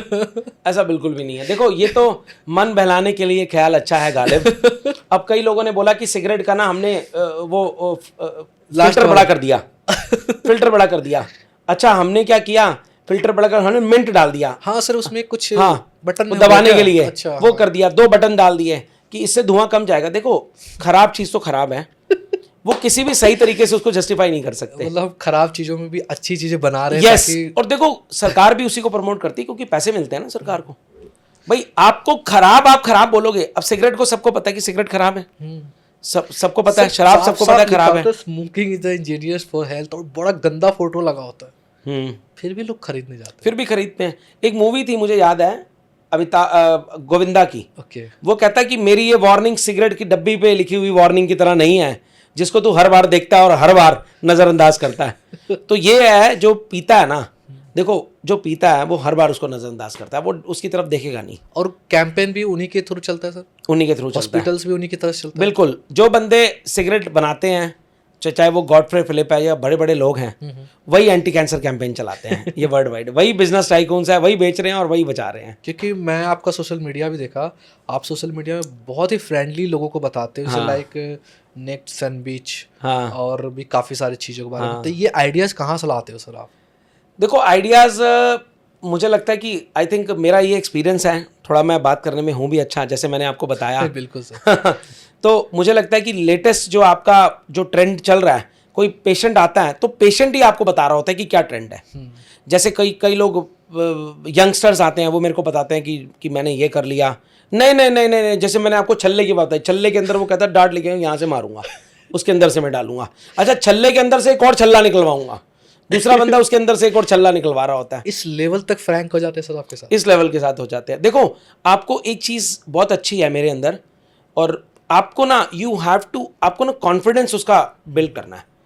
अगर कॉन्फिडेंस आएगा तभी आपको वो रिवील करेगा, नहीं तो रिवील नहीं करेगा, नहीं तो छुपाएगा। और डॉक्टर के सामने आपको कुछ नहीं छुपाना चाहिए। Yes sir. क्योंकि छुपाओगे तो बीमारी ठीक कैसे होगी। तो ये rapport building is very very important. तो कुछ ज़्यादा ही फ्रैंक हो जाते हो? कुछ ज़्यादा ही फ्रैंक हो जाते हैं। तो पेरेंट्स को बताते हो आप बाद में या चीज़ों को? देखो, पेरेंट्स को मुझे बताना, मैं काउंसलिंग प्रोसेस कैसे करते हैं? साथ में आते हैं या अलग अलग? देखो, पहली बार मैं कोशिश करता हूँ कि बच्चे को जब भी बुलाता हूँ तो मैं उसको बोलता हूँ कि आप अपने पेरेंट्स के साथ आओ। तो कुछ बातें बच्चा झिझक करता है, बता नहीं पाता, तो मैं पेरेंट्स को थोड़ी देर के लिए बाहर बिठाता हूँ। फिर थोड़ी देर के लिए बच्चे को बाहर बिठाता हूँ, पेरेंट्स के बारे में कंसर्न्स देखते हैं, फिर इन दोनों को आपस में करते हैं और उन दोनों की प्रॉब्लम्स को एड्रेस करते हैं। इससे एक बहुत ही कंड्यूसिव एनवायरनमेंट बनता है। देखो, मुझे किसी की वो नहीं करनी, मतलब चापलूसी नहीं करनी, मुझे तो ट्रीट करना है। और मैं ये भी चाहूँगा, मैं पेरेंट्स को समझाता हूँ कि मार के कुछ नहीं होगा, जी, डांट के कुछ नहीं होगा, आपको डिस्कस करना है, बात करनी है। क्योंकि बात करोगे तो वो आपकी, देखो मेरी बात सुनो, अगर आपको सुधांशु जी आपको मेरी बात सुननी है ना, अगर मैं गुस्से में हूँ, आप मेरी बात कभी नहीं सुनोगे। नहीं सुनेगा, ट्रू सर। मैं प्यार से बात करूंगा ना, तभी आप मेरी बात सुनोगे। तो सबसे पहले आपको प्यार वाला रूप अपने साथ में, एक अपने आप को प्यार से पेश करना होगा अपने बच्चे के सामने। शायद इसीलिए डॉक्टर को भगवान कहते हैं सर। Thank you. और अब मैं आपको एक छोटी सी और इंसिडेंस बताऊंगा। आपने जूल, नेटफ्लिक्स पे एक सीरीज है, ठीक है, JUL, वो पूरा बता रहा है राइज ऑफ वेप। वेप कैसे इन्वेंट हुआ, कैसे कैसे बना, कैसे कैसे। और मैं आपके माध्यम से ये नहीं बताना चाहता कि सब लोग देखें, नहीं मूवी देखना चाहिए मुझे लगता है। बट वो सीरीज देखें, उससे पता, उसमें सब बताया गया कि कैसे डेवलप हुआ, क्या क्या नुकसान होते हैं, उसके चंगुल में जो फंसते हैं उन्होंने क्या क्या चीज़ें फेस करी। और कई लोग उसको बोलते हैं कि सिगरेट से बढ़िया चीज़ वेप है, तो ऐसा बिल्कुल भी नहीं है। सिगरेट्स कहते हैं एक सिगरेट पीने तो कुछ 5 सेकंड 5 मिनट कम होता है। बिल्कुल सही बात है। ओके, बिल्कुल सही बात है। कैसे प्रोसेस करते हैं सर? लाइक मैं सिगरेट पी रहा हूँ तो क्या, कहाँ इफेक्ट करता है वो डायरेक्ट? देखो, है तो निकोटिन। हाँ, निकोटिन जाता है आपके, जब आप धुआं लेते हो तो धुआं आपके ब्लड में घुलता है। जब ब्लड में घुलता है तो वो ब्लड आपके ब्रेन में जाता है, तो आपको किक मिलती है। आपको उसी किक के लिए सब लोग काम करते हैं कि बड़ा मज़ा आ रहा है, अच्छा लग रहा है। मिलती है क्या उससे? किक, देखो, जो लोग शुरू में एक सिगरेट से मिलती है, बाद में वो 10 सिगरेट पे चले जाते हैं, फिर बाद में 20 पे चले जाते हैं, फिर 20 से भी उनको किक नहीं मिल रही होती, फिर it becomes a part of your schedule. टट्टी में लोग बैठ के, शौचालय में बैठ के लोग वो करते हैं कि भाई शौचालय नहीं निकलता, प्रेशर नहीं निकलता। अच्छा मैं खाना खाने के लिए मुझे वो चाहिए, चाय पीऊँगा तो मुझे खाना खाने के बाद, हाँ शायद खाना खाने के बाद चाहिए। तो वो एक बात है, फिर एक आदत बन जाती है। जब आपकी कोई चीज़ आदत है ना, वो आदत में फिर आप सोचना बंद कर देते हो, फिर तो आप करते रहते हो बस उसको। और यही एक रीज़न कह सकते हैं सर कि आजकल देखते हैं हर दूसरे गली में एक IVF सेंटर खुला होता है। मतलब कहीं ना कहीं इनफर्टिलिटी में भी इशू आ रहे हैं हमारे पास मेंस। देखो सुधांशु जी, बहुत ही बढ़िया आपने ये टॉपिक टच किया है। आपको पता है WHO की स्टडी बताती है कि एक कपल 15 में से वो चाइल्डलेस कपल है। ओके। अब जो चाइल्डलेस कपल है उसके लिए जो समाज है ना, हमारे समाज इस तरह से बनाया, मूवीज बनी, विक्की डॉनर 5 मूवी बनी, दूसरी दुल्हन मूवी बनी, चोरी चोरी चुपके चुपके, गुड लक भी है। हाँ हाँ, नहीं गुड लक नहीं थी, ऑल द बेस्ट, ये पता नहीं क्या नाम, चोरी चोरी चुपके चुपके मूवी बनी। हाँ। अच्छा, और उसके बाद एक फिलहाल मूवी बनी। हाँ। फिलहाल मूवी के अंदर क्या था कि जो आई थिंक सुष्मिता सेन थी जी। सुष्मिता सेन क्या करती है, वो अपनी फ्रेंड को बोलती है कि तू सरोगेट बन जा, क्योंकि वो बच्चा नहीं दे पा रही। तो सोसाइटी के अंदर ये पोर्ट्रे होता है कि it is the only female who is responsible for not giving the child, not मतलब वो नहीं बच्चा दे पा रही। जबकि ये WHO की स्टडी बताती है कि 40 से 50% जो भागीदारी होती है वो मेल की होती है। स्पर्म ही ठीक नहीं है। और सिगरेट का डायरेक्ट कनेक्शन है स्पर्म की क्वालिटी से। मैं चाहता हूँ सर इसको ना डिटेल में बताएं ताकि ना कनेक्ट कर सके लोग जो आज फेस कर रहे हैं इन चीज़ों को। देखो सिगरेट पीने से, आपने देखा वो अक्षय कुमार की ऐड, तो वो धुआं वाला, हाँ, वो बोलता है कि पैड जितने भी तू कर रहा है इतने में तेरी वाइफ के पैड आ जाएंगे। जी जी जी। एक्चुअली में उसका एक और भी मैसेज होना चाहिए कि वाकई ही पैड आ जाएंगे, सैनिटरी नैपकिन जिसको जी, बोलते जी, हैं। जी, जी। ये बात सही है, लेकिन उसकी जो स्पर्म को नुकसान हो रहा है और जो आने वाली जनरेशन्स हैं वो कैसे होंगी अगर गर्भवती महिला ने पहले कभी वो गर्भ का प्लान कर रही है और वो स्मोक छोड़ चुकी है और वो पहले स्मोकिंग, आजकल लड़कियां पीती हैं। हाँ, कितनी लड़कियां पीती हैं, मुझे बताती हैं कि मैं डॉक्टर साहब अभी 3 दिन पहले एक लड़की आई मुझे बोलती कि मेरे पापा को नहीं बताना मैं स्मोक करती हूँ। सर मैं लड़कियों के बारे में इसलिए नहीं बोलता हूँ ना, कल को कोई वो कम्युनिटी केस ना हो जाए। अरे नहीं आप कोई हिट केस कर नहीं। रहे हो, देखो क्योंकि पीती हैं, मैं देखा लड़कियां है पीती हैं। खुद, मुझे खुद देखो आप DU में जाओ, DU में जितने भी वो खुले हुए हैं सब कॉलेजेस के 100 मीटर की जैसे ही क्रॉस होगा, 100.1 मीटर होगा तो वहां पर एक स्मोकिंग की दुकान होगी। मैं बस बिहार में देखा हूँ सर, लाइव बहुत वो देखा हूँ। आप देखो सब लगा, गवर्नमेंट ने दिया ना 100 मीटर के अंदर कोई वो नहीं हो सकता, बीड़ी सिगरेट की दुकान नहीं हो सकती। 100 मीटर क्रॉस करो 0.1 के ऊपर आपको एक दुकान मिल जाएगी। सर मेरे हिसाब से कॉलेज के जस्ट अपोजिट साइड के रोड पे ही बार और सारी चीजें। और उसको छोड़ो, मैं आपको बताता हूँ, मैं कॉलेज में पढ़ा जब मैं MBBS कर रहा था, हमारे कॉलेज में जो चाय वाले बाबा थे वो सुट्टा बेचता था। वो बेचता चाय था लेकिन सुट्टा था। बाबा वो नीचे बोरी होती थी पैसे ना, बोरी में से एक सुट्टा निकल गया था, बाबा एक सुट्टा दे दो। क्यों खत्म करवा रहे अंदर इमेजिन करो, अंदर आपको बता दो जो कैंटीन है कॉलेज में अंदर बिक रहा होता है, सबको छोड़ दो, अंदर बिक रहा होता है। वो ब्लैक में, वो भी ब्लैक में बिक रहा होता है, बिल्कुल अंदर बिक रहा होता है। मैं गोवा में सर सिगरेट खूब बेचा हूँ, मैं पीता नहीं था कभी। तो मेरे ऑनर ने बोला था कि तू तो स्मोक करता नहीं है। मैंने कहा भैया लोग ना बहुत डिमांड करते हैं, दिल्ली से आते हैं सिगरेट मांगते हैं। अब इस बार को मैं खरीदता था 60 या 70 रुपए का एक पैकेट, उसको कितने का बेचता हूँ मैं? 280-300 रुपए का। तो मैंने एक पैकेट लाया था, 5 गुना लाइन बन गई। मैं कहा ये सही खर्चा मैंने निकाला। तो अब वो स्पर्म क्वालिटी को अफेक्ट करता है, आपके आने वाले जो गर्भ होने वाला है उसको अफेक्ट करता है। उसके बाद आपकी फर्टिलिटी को, आपकी इरेक्टाइल डिसफंक्शन है जो आपका इरेक्शन होता है उसके ऊपर फर्क डालता है, स्पर्म की मोटिलिटी के ऊपर फर्क डालता है। ये सारी स्टडीज हैं। और आप फिर क्या करते हो, वो कम नहीं करोगे, फिर आप IVF सेंटर जाओगे, फिर आप दवाई खाओगे, फिर आप ये सब करोगे। तो आपके माध्यम से मैं बताना चाहता हूं कि जो लोग ये सोचते हैं कि सिर्फ औरत रिस्पॉन्सिबल होती है बच्चे के लिए, औरत रिस्पॉन्सिबल 50% केसेस में होती है, 50% केसेस में मेल भी रिस्पॉन्सिबल है। अब और कहीं ना कहीं ब्लेम भी, देखो औरत को बांझ बोला जाता है। जी सर। ये बोला जाता है कि इसकी कोख खाली है। मर्द के लिए बे औलाद, मर्द के लिए कोई वर्ड ही नहीं है। मर्द को कौन बोलता है? तो मैं तो ये बोलता हूं कि कई बार बोलते हैं ना अर्धांगिनी है। अच्छा कोई अर्धबांझ बोलता है मर्द को? कोई नहीं बोलता अर्धबांझ, कि भाई तू भी तो अगर तेरा स्पर्म नहीं बन पा रहा ठीक से। ऐसे ही मूवी थी 5, 2015 में मूवी आई थी राधिका आप्टे की। उसके अंदर एक बहुत ही ऑब्सेस्ड बंदा होता है जिसको वो चाहिए होता है कि मेरे को बेबी चाहिए, ब्रूटली अब्यूज करता है, उसके साथ में रेप करता है अपनी बीवी के साथ में, मतलब गंदे तरीके से वायलेंस करता है, उसको मारता है। लेकिन बाद में ये पता चलता है, क्योंकि बेबी नहीं हो पा रहा होता, तो बाद में पता चलता है कि भाई वो जो बंदा है वो खुद एक इम्पॉर्टेंट है। अब उसका क्या कारण रहा, लेकिन समाज के अंदर या आपके माध्यम से मैं मैसेज देना चाहता हूँ कि आई थिंक हमारी जिम्मेदारी है जी कि हम बढ़ चढ़कर बोले कि अगर हमारा, जैसे एग, कोक तो उधार आप किराए पे ले सकते हो, क्या स्पर्म भी किराए पे ले सकते हो क्या? नहीं, बिल्कुल नहीं। सेम ऐसे ही उन्होंने बताया था विक्की डॉनर मूवी के अंदर। जी सर। तो ये मैं आपके माध्यम से बताना चाहता हूँ कि जो लोग ये कर रहे हैं उनको ये सब चीज़ें बट नहीं सर करनी कहीं ना कहीं लेडी ही रिस्पॉन्सिबल होती है ना, क्योंकि देखो बीइंग अ मदर हम अपने बेटे पर नहीं ब्लेम करते हैं, चाहिए। बहू पे बड़ा इजीली कर देते हैं। तो सर ये सही भी नहीं है देखो ना। सर, मेरे साथ ये- लेडी प्रॉब्लम ही है ना। देखो ये, अब वो कहती कि मेरे को बच्चा, अब जैसे बात होती है लड़के की, और लेडी खुद भी चाहती, उसमें भी जेंडर है सर। बिल्कुल जेंडर है, लड़का चाहिए, लड़का चाहिए। बेटा चाहिए, आपको वही पता मांगते है हैं। फीमेल के बाद 2 एक्स होते हैं और हमारे पास एक्स और वाई होता है। तो आपने एक्स दोगे या वाई दोगे, ये मेल के ऊपर निर्भर करता है कि वो क्या देने वाला है। लेकिन blame फिर भी फीमेल वहाँ ने तो जाता है। देना ही एक्स है। जी सर। अगर एक्स वाई बनेगा तो फीमेल ने तो देना ही एक्स है। तो कहने का मतलब जो जेंडर डिटर्मिनेशन है वो मेल करता है, फीमेल नहीं कभी करती। लेकिन सोसाइटी तो हमारी फीमेल को ही कराती है कि ये तो मुझे लड़का नहीं दे पा रही। जी सर।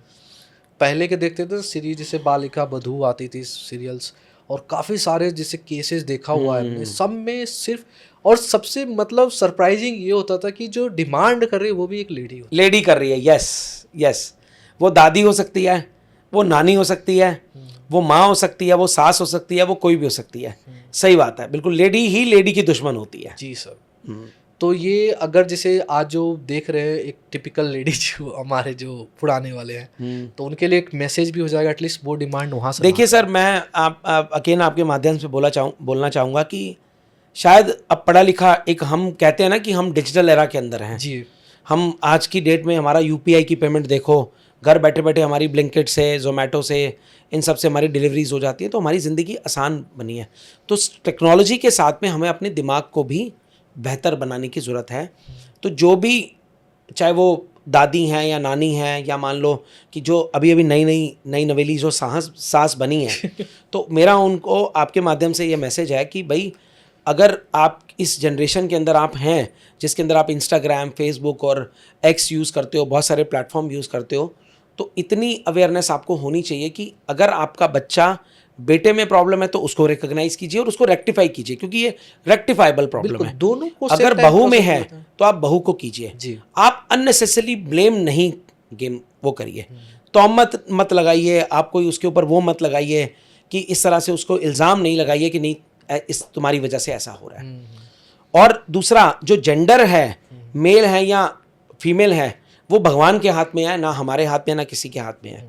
तो मुझे लगता है कि उसको भगवान पे छोड़ देना चाहिए। कि देखो सर, बेटियां जो हैं, अब हम कल्पना चावला की, सुनीता विलियम्स की बात करते हैं, जी सर। हम बात करते हैं, तो बेटियां कहाँ से कहाँ पहुँच गई।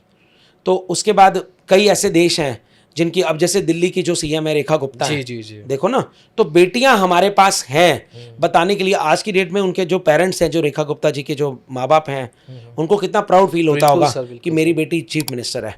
तो बहुत सारे ऐसे हमारे पास हैं। तो इसीलिए बेटा और बेटी सब एक बराबर हैं। तो आप सबको एक बराबर ही रखिए, और यही आजकल के टाइम की आवश्यकता है। हमें यही समाज में मैसेज पहुंचाना है। काफ़ी चीज़ें हैं ना सर, जो आजकल डिस्टेंस बनाए रखने पे वीडियो चल रहा है, मूवी चल रहा है।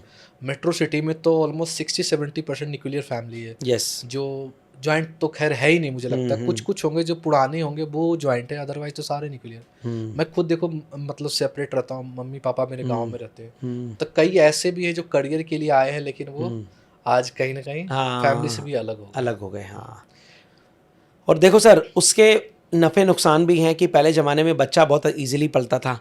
आजकल हम लोग बहुत सारी डोमेस्टिक हेल्प्स एंड मेड के ऊपर हम जापा वापा, बड़े अलग अलग टर्म आ गए। आप लोग, हम उसके बहुत सारी एजेंसीज खुल गई मेड्स की। बिल्कुल सर। तो हम डिपेंडेंट है। खैर चलो, फिर भी मुझे लगता है कि माँ बाप की जिम्मेवारी है।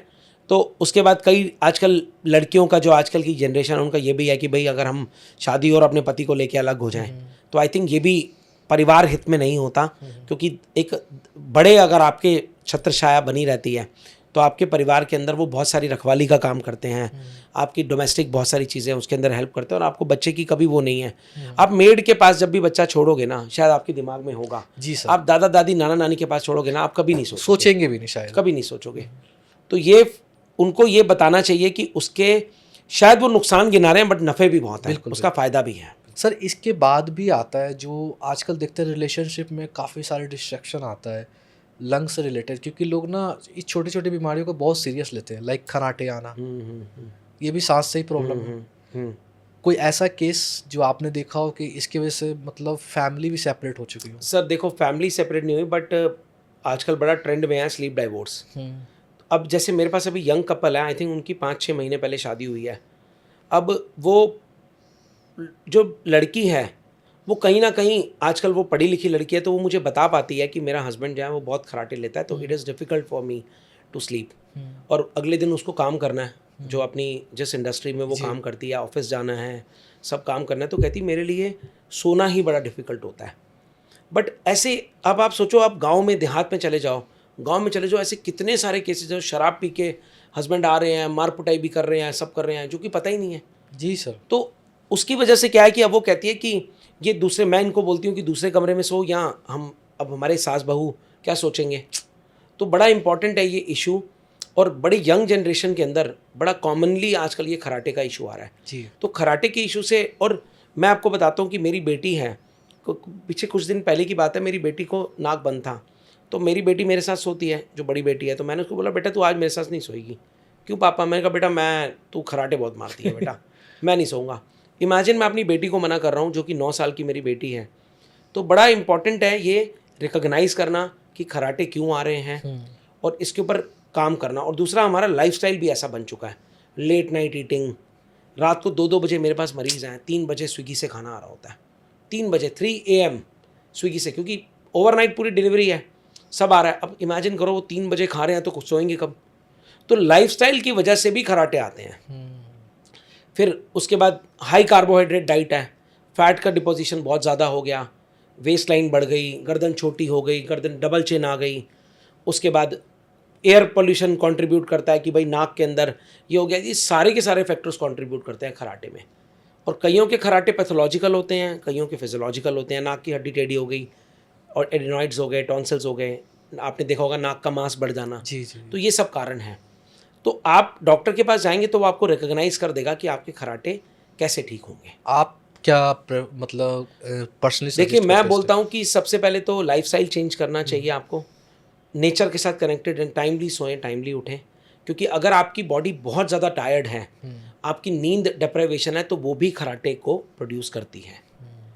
उसके बाद आपका जो अल्कोहल है, आपने कोई सब्सटेंस अब्यूज़ करते हैं, या मान लो कि कोई आपको एडिनॉइड्स वगैरह हैं, ये भी सब रिस्पॉन्सिबल होते हैं। बट नॉर्मली हम बोलते हैं कि अनुलोम विलोम जो ब्रीदिंग एक्सरसाइजेज हैं, उससे आपके खराटे, जल नीति सूत्र नीति बताते हैं जो बाबा रामदेव जी भी, उससे डेफिनेटली फ़र्क पड़ता है। सर कोविड जो एक सिचुएशन था पूरे वर्ल्ड को हिला दिया, उस टाइम का सिचुएशन क्या था और आपने कैसे हैंडल किया सर? देखिए, कोविड में बहुत ही ख़राब था, और मैं ये भगवान से दुआ करूँगा कि वो टाइम कभी वापस ना आए, क्योंकि जो कॉरिडोर था वो पूरी लाशों से भरा हुआ था जब मैं जिस हॉस्पिटल में काम करता था। और बड़ा ही वो, एक तो रिसोर्सेज नहीं थे। इंडिया जो मतलब 130-135 करोड़ पॉपुलेशन को मैनेज करना अपने आप में एक बहुत बड़ी बात थी। हालांकि सरकार ने इसके अंदर बहुत अच्छी अपनी भागीदारी दिखाई, लोगों ने भी दिखाई भागीदारी, रिस्पॉन्सिबिलिटी निभाई। और उसके अंदर लेकिन एक चीज़ हुई, जब कोविड से हमने एक चीज़ सीखी, हमें ये तो नहीं पता कि वो दोबारा आएगा नहीं आएगा। कुछ लोग, जागरूकता लोगों की बढ़ी अपने प्रति। जैसे अगर लोगों को खांसी आती है, या खांसी मान लो प्रॉब्लम होती है, तो लोग डॉक्टर्स के पास विजिट करते हैं जी। तो ये एक जागरूकता बढ़ी। फिर उसके बाद लोगों ने ये बोला कि अगर डॉक्टर साहब मैं एक्सरे करा लेता हूँ, कहीं दोबारा मुझे कोविड तो नहीं हो गया। वैक्सीनेशंस जो हुई उसके बाद, जैसे फ्लू का वैक्सीनेशन है, इन्फ्लुएंजा आपने सुना होगा, जो कॉमन नज़ला जुकाम जो बीमारी होती है, तो उस समय कोविड की वैक्सीन की मैं बात नहीं कर रहा। उसके बाद जो वैक्सीन्स हैं, जैसे बच्चे को जन्म के टीके लगते हैं, वैसे अडल्ट्स में भी हम टीके लगाते हैं उनको बीमारियों से बचाने के लिए। उसके प्रति भी बहुत जागरूकता बनी है आजकल के टाइम में लोगों की। और मास्क पहनना, आजकल आप देखते हो कि पोल्यूशन होता है तो लोग मास्क पहनते हैं। सर मैं एक चीज़ मेंशन करना चाहता हूँ, पहले ना जो लोग मास्क पहन के मेरे आगे घूमते थे ना, तो मैं उनको पागल समझता था। ऑनेस्टली आज जब भी मैं बाइक पे बैठता हूँ या बैटरी रिक्शा से कहीं भी सफ़र करता हूँ ना, पब्लिक ट्रांसपोर्ट यूज़ करता हूँ या बाइक से, तो पहले मैं ही मास्क खरीदने जाता हूँ। हाँ, अब ना वो चीज़ ना नहीं लगता बुरा, क्योंकि पहले लगता था कि क्या यार ये तो शो देखो ऑफ कर बॉस, रहे आप मास्क के दो फायदे हैं। हैं।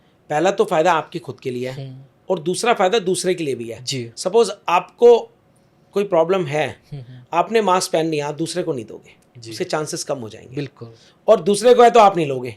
तो दोनों को, आपने अपने आप को तो फायदा दिया। मास्क अगर आपने इस कमरे में हम दोनों बैठे हैं, अगर आपने मास्क पहना तो हम दोनों का फायदा है। मैंने नहीं भी पहना तो भी चलेगा। तो आप सोचो कि एक काम किया, एक व्यक्ति ने काम किया, अच्छा काम किया, फायदा दोनों को हो गया। तो ई रिक्शा में आप बैठे तो 4 व्यक्ति बैठते हैं आगे पीछे, अगर 2 ने एक दूसरे का मास्क पहन लिया तो हो गया काम, बस ओके हो गया। सर थोड़ा सा निमोनिया के बारे में बताओगे? देखो, निमोनिया एक रेडियोलॉजिकल डायग्नोसिस है, मतलब हम एक्सरे से निमोनिया का पता चलता है। लोग बोलते हैं डबल निमोनिया हो गया, ये निमोनिया हो गया, ये सब अच्छा, ये खुद नाम दे देते हैं क्या लोग? ये सब बनाई हुई टर्म्स हैं। निमोनिया यूजुअली जो होता है वो एक्सरे से पता चलता है। लंग्स के अंदर हमारी एक पैच सा आ जाता है जिससे हमें पता है। निमोनिया का एक कारण टीबी भी होता है। कोविड भी जो था वो भी एक तरह का निमोनिया था। पहले निमोनिया होता है उसके बाद टीबी होता है? नहीं सर, पहले एक्सरे में पैच आता है। ठीक है। अब वो पैच को आपने जब जांच की, उसका रिस्पॉन्सिबल कीटाणु अगर टीबी निकला तो हम उसको टीबी बोलते हैं, नहीं तो हम बोलते हैं कि ये निमोनिया है। ऐसे ही अगर आपने वायरस उसमें से निकाल लिया कोविड का, तो हम उसको वायरल निमोनिया बोलते हैं। तो ऐसे ही निमोनिया के बहुत सारी स्टेजेस हैं। बच्चों के अंदर निमोनिया 5 साल से कम उम्र में और 60 साल से ज़्यादा जो जिनकी उम्र है, वो लोग इसके निमोनिया मतलब एक उनके लिए जानलेवा भी हो सकता है। और जो लोग डायबिटीज़ हैं, जिन लोगों का डायलिसिस चलता है, किडनी की प्रॉब्लम है, तो उनको इसीलिए सरकार ने, भारत सरकार या सब डॉक्टर्स बोलते हैं कि आप वैक्सीनेशन लगवाइए। सर मेरे एक फ्रेंड है, बहुत ही क्लोज फ्रेंड, जिनका मैंने सिगरेट भी छुड़वाया था। मैं वो सोचा था बोलूँ, फिर मैं सोचा चलो अच्छा टाइम आएगा तो बताऊँगा। तो मुझे लग रहा है ये सही टाइम है। वो ना दिन भर जब भी नीचे उतरते थे ना, मतलब हमारा अपार्टमेंट जो था, नीचे उतरते थे, वो जाके एक डब्बी सिगरेट ले आता। मैंने देखा कई बार, मैं क्या करते हुए देखा, पूरा फुल डब्बी वो ख़त्म कर देता 2 घंटे में, फिर जाके ले आता। मैं उनको एक दिन धमकाया, बड़े हैं मुझसे, पर धमकाया कि भैया नहीं पीना, ये पियोगे तब कहीं और रहो, हमारे साथ मत रहो, ये वो। तब से उन्होंने क्या किया, एक डब्बे में 5-6 पीस लाते थे और वो एक दिन खींचा, फिर 2 दिन हुआ, ऐसे कर करके अब मुझे याद भी नहीं लास्ट टाइम कब पीते हुए देखा है। देखो, बड़ा आपने इंपॉर्टेंट पॉइंट रेज किया। मैं मरीज़ को ये बोलता हूँ कि मरीज़, अगर आप डब्बी खरीदोगे ना तो आप ज़्यादा पियोगे जी। तो इट इज़ बेटर कि अगर आपको पीनी है तो सबसे बड़ा मैं पहला तरीका बताता हूँ कि अगर आप दिन में 20 सिगरेट पीते हो ना तो डब्बी नहीं खरीदो, आप जाके खरीदो एक सिगरेट, और वो 20 से सीधा 10 पे अपने आप ऑटोमेटिक आ जाएगा। फिर कई बारी रात को दुकान बंद है, दूर है, छोड़ो, कई बारी छोड़ दो यार अभी। उसके बाद फिर आप जब करते हो, फिर मैं उनको नेक्स्ट एडवाइस करता हूँ कि आप एक पफ मारो और फेंक दो। आपने पैसे 10-15 रुपए खराब किए ना, कोई बात नहीं, उनको फर्क नहीं पड़ता। आप वैसे एक पफ मारो और फेंक दो उसको। कि आपको लग रहा है कि तलब हो रही है, तो इससे अपने आप वो कोशिश करते करते करते करते 2-3 पे आ जाते हैं जो विलिंगली मेरे हिसाब से काम करते हैं। तो ये बड़ा एक इम्पॉर्टेंट है, जबकि ये किसी बुक्स में नहीं है। दिस इज प्योरली एक्सपीरियंस कि आप कैसे पेशेंट को, और उसके लिए ना पेशेंट आपके कॉन्फिडेंस में होना चाहिए और आपकी रेपुटेशन बहुत अच्छी होनी चाहिए पेशेंट के साथ में। बिल्कुल। इसीलिए मैं फ्रैंक हूँ, तो मेरे से अच्छे से बात कर पाते हैं। मैं उनको बताता हूँ कि आप इस तरह से करिए। एटलीस्ट आज के जो वीडियो देखेंगे, जो पेशेंट भी होंगे या जो प्रॉब्लम को फेस कर रहे होंगे, एटलीस्ट उनके लिए क्लियर मैसेज है कि कहाँ पे जाना है और किस तरह से ट्रीटमेंट आप करते हो, तो मेरे हिसाब से सबको पता चल गया। सर निमोनिया के बारे में थोड़ा सा और जानना चाहता हूँ। निमोनिया कब इतना क्रिटिकल हो जाता है कि इंसान डेथ तक चला जाता है?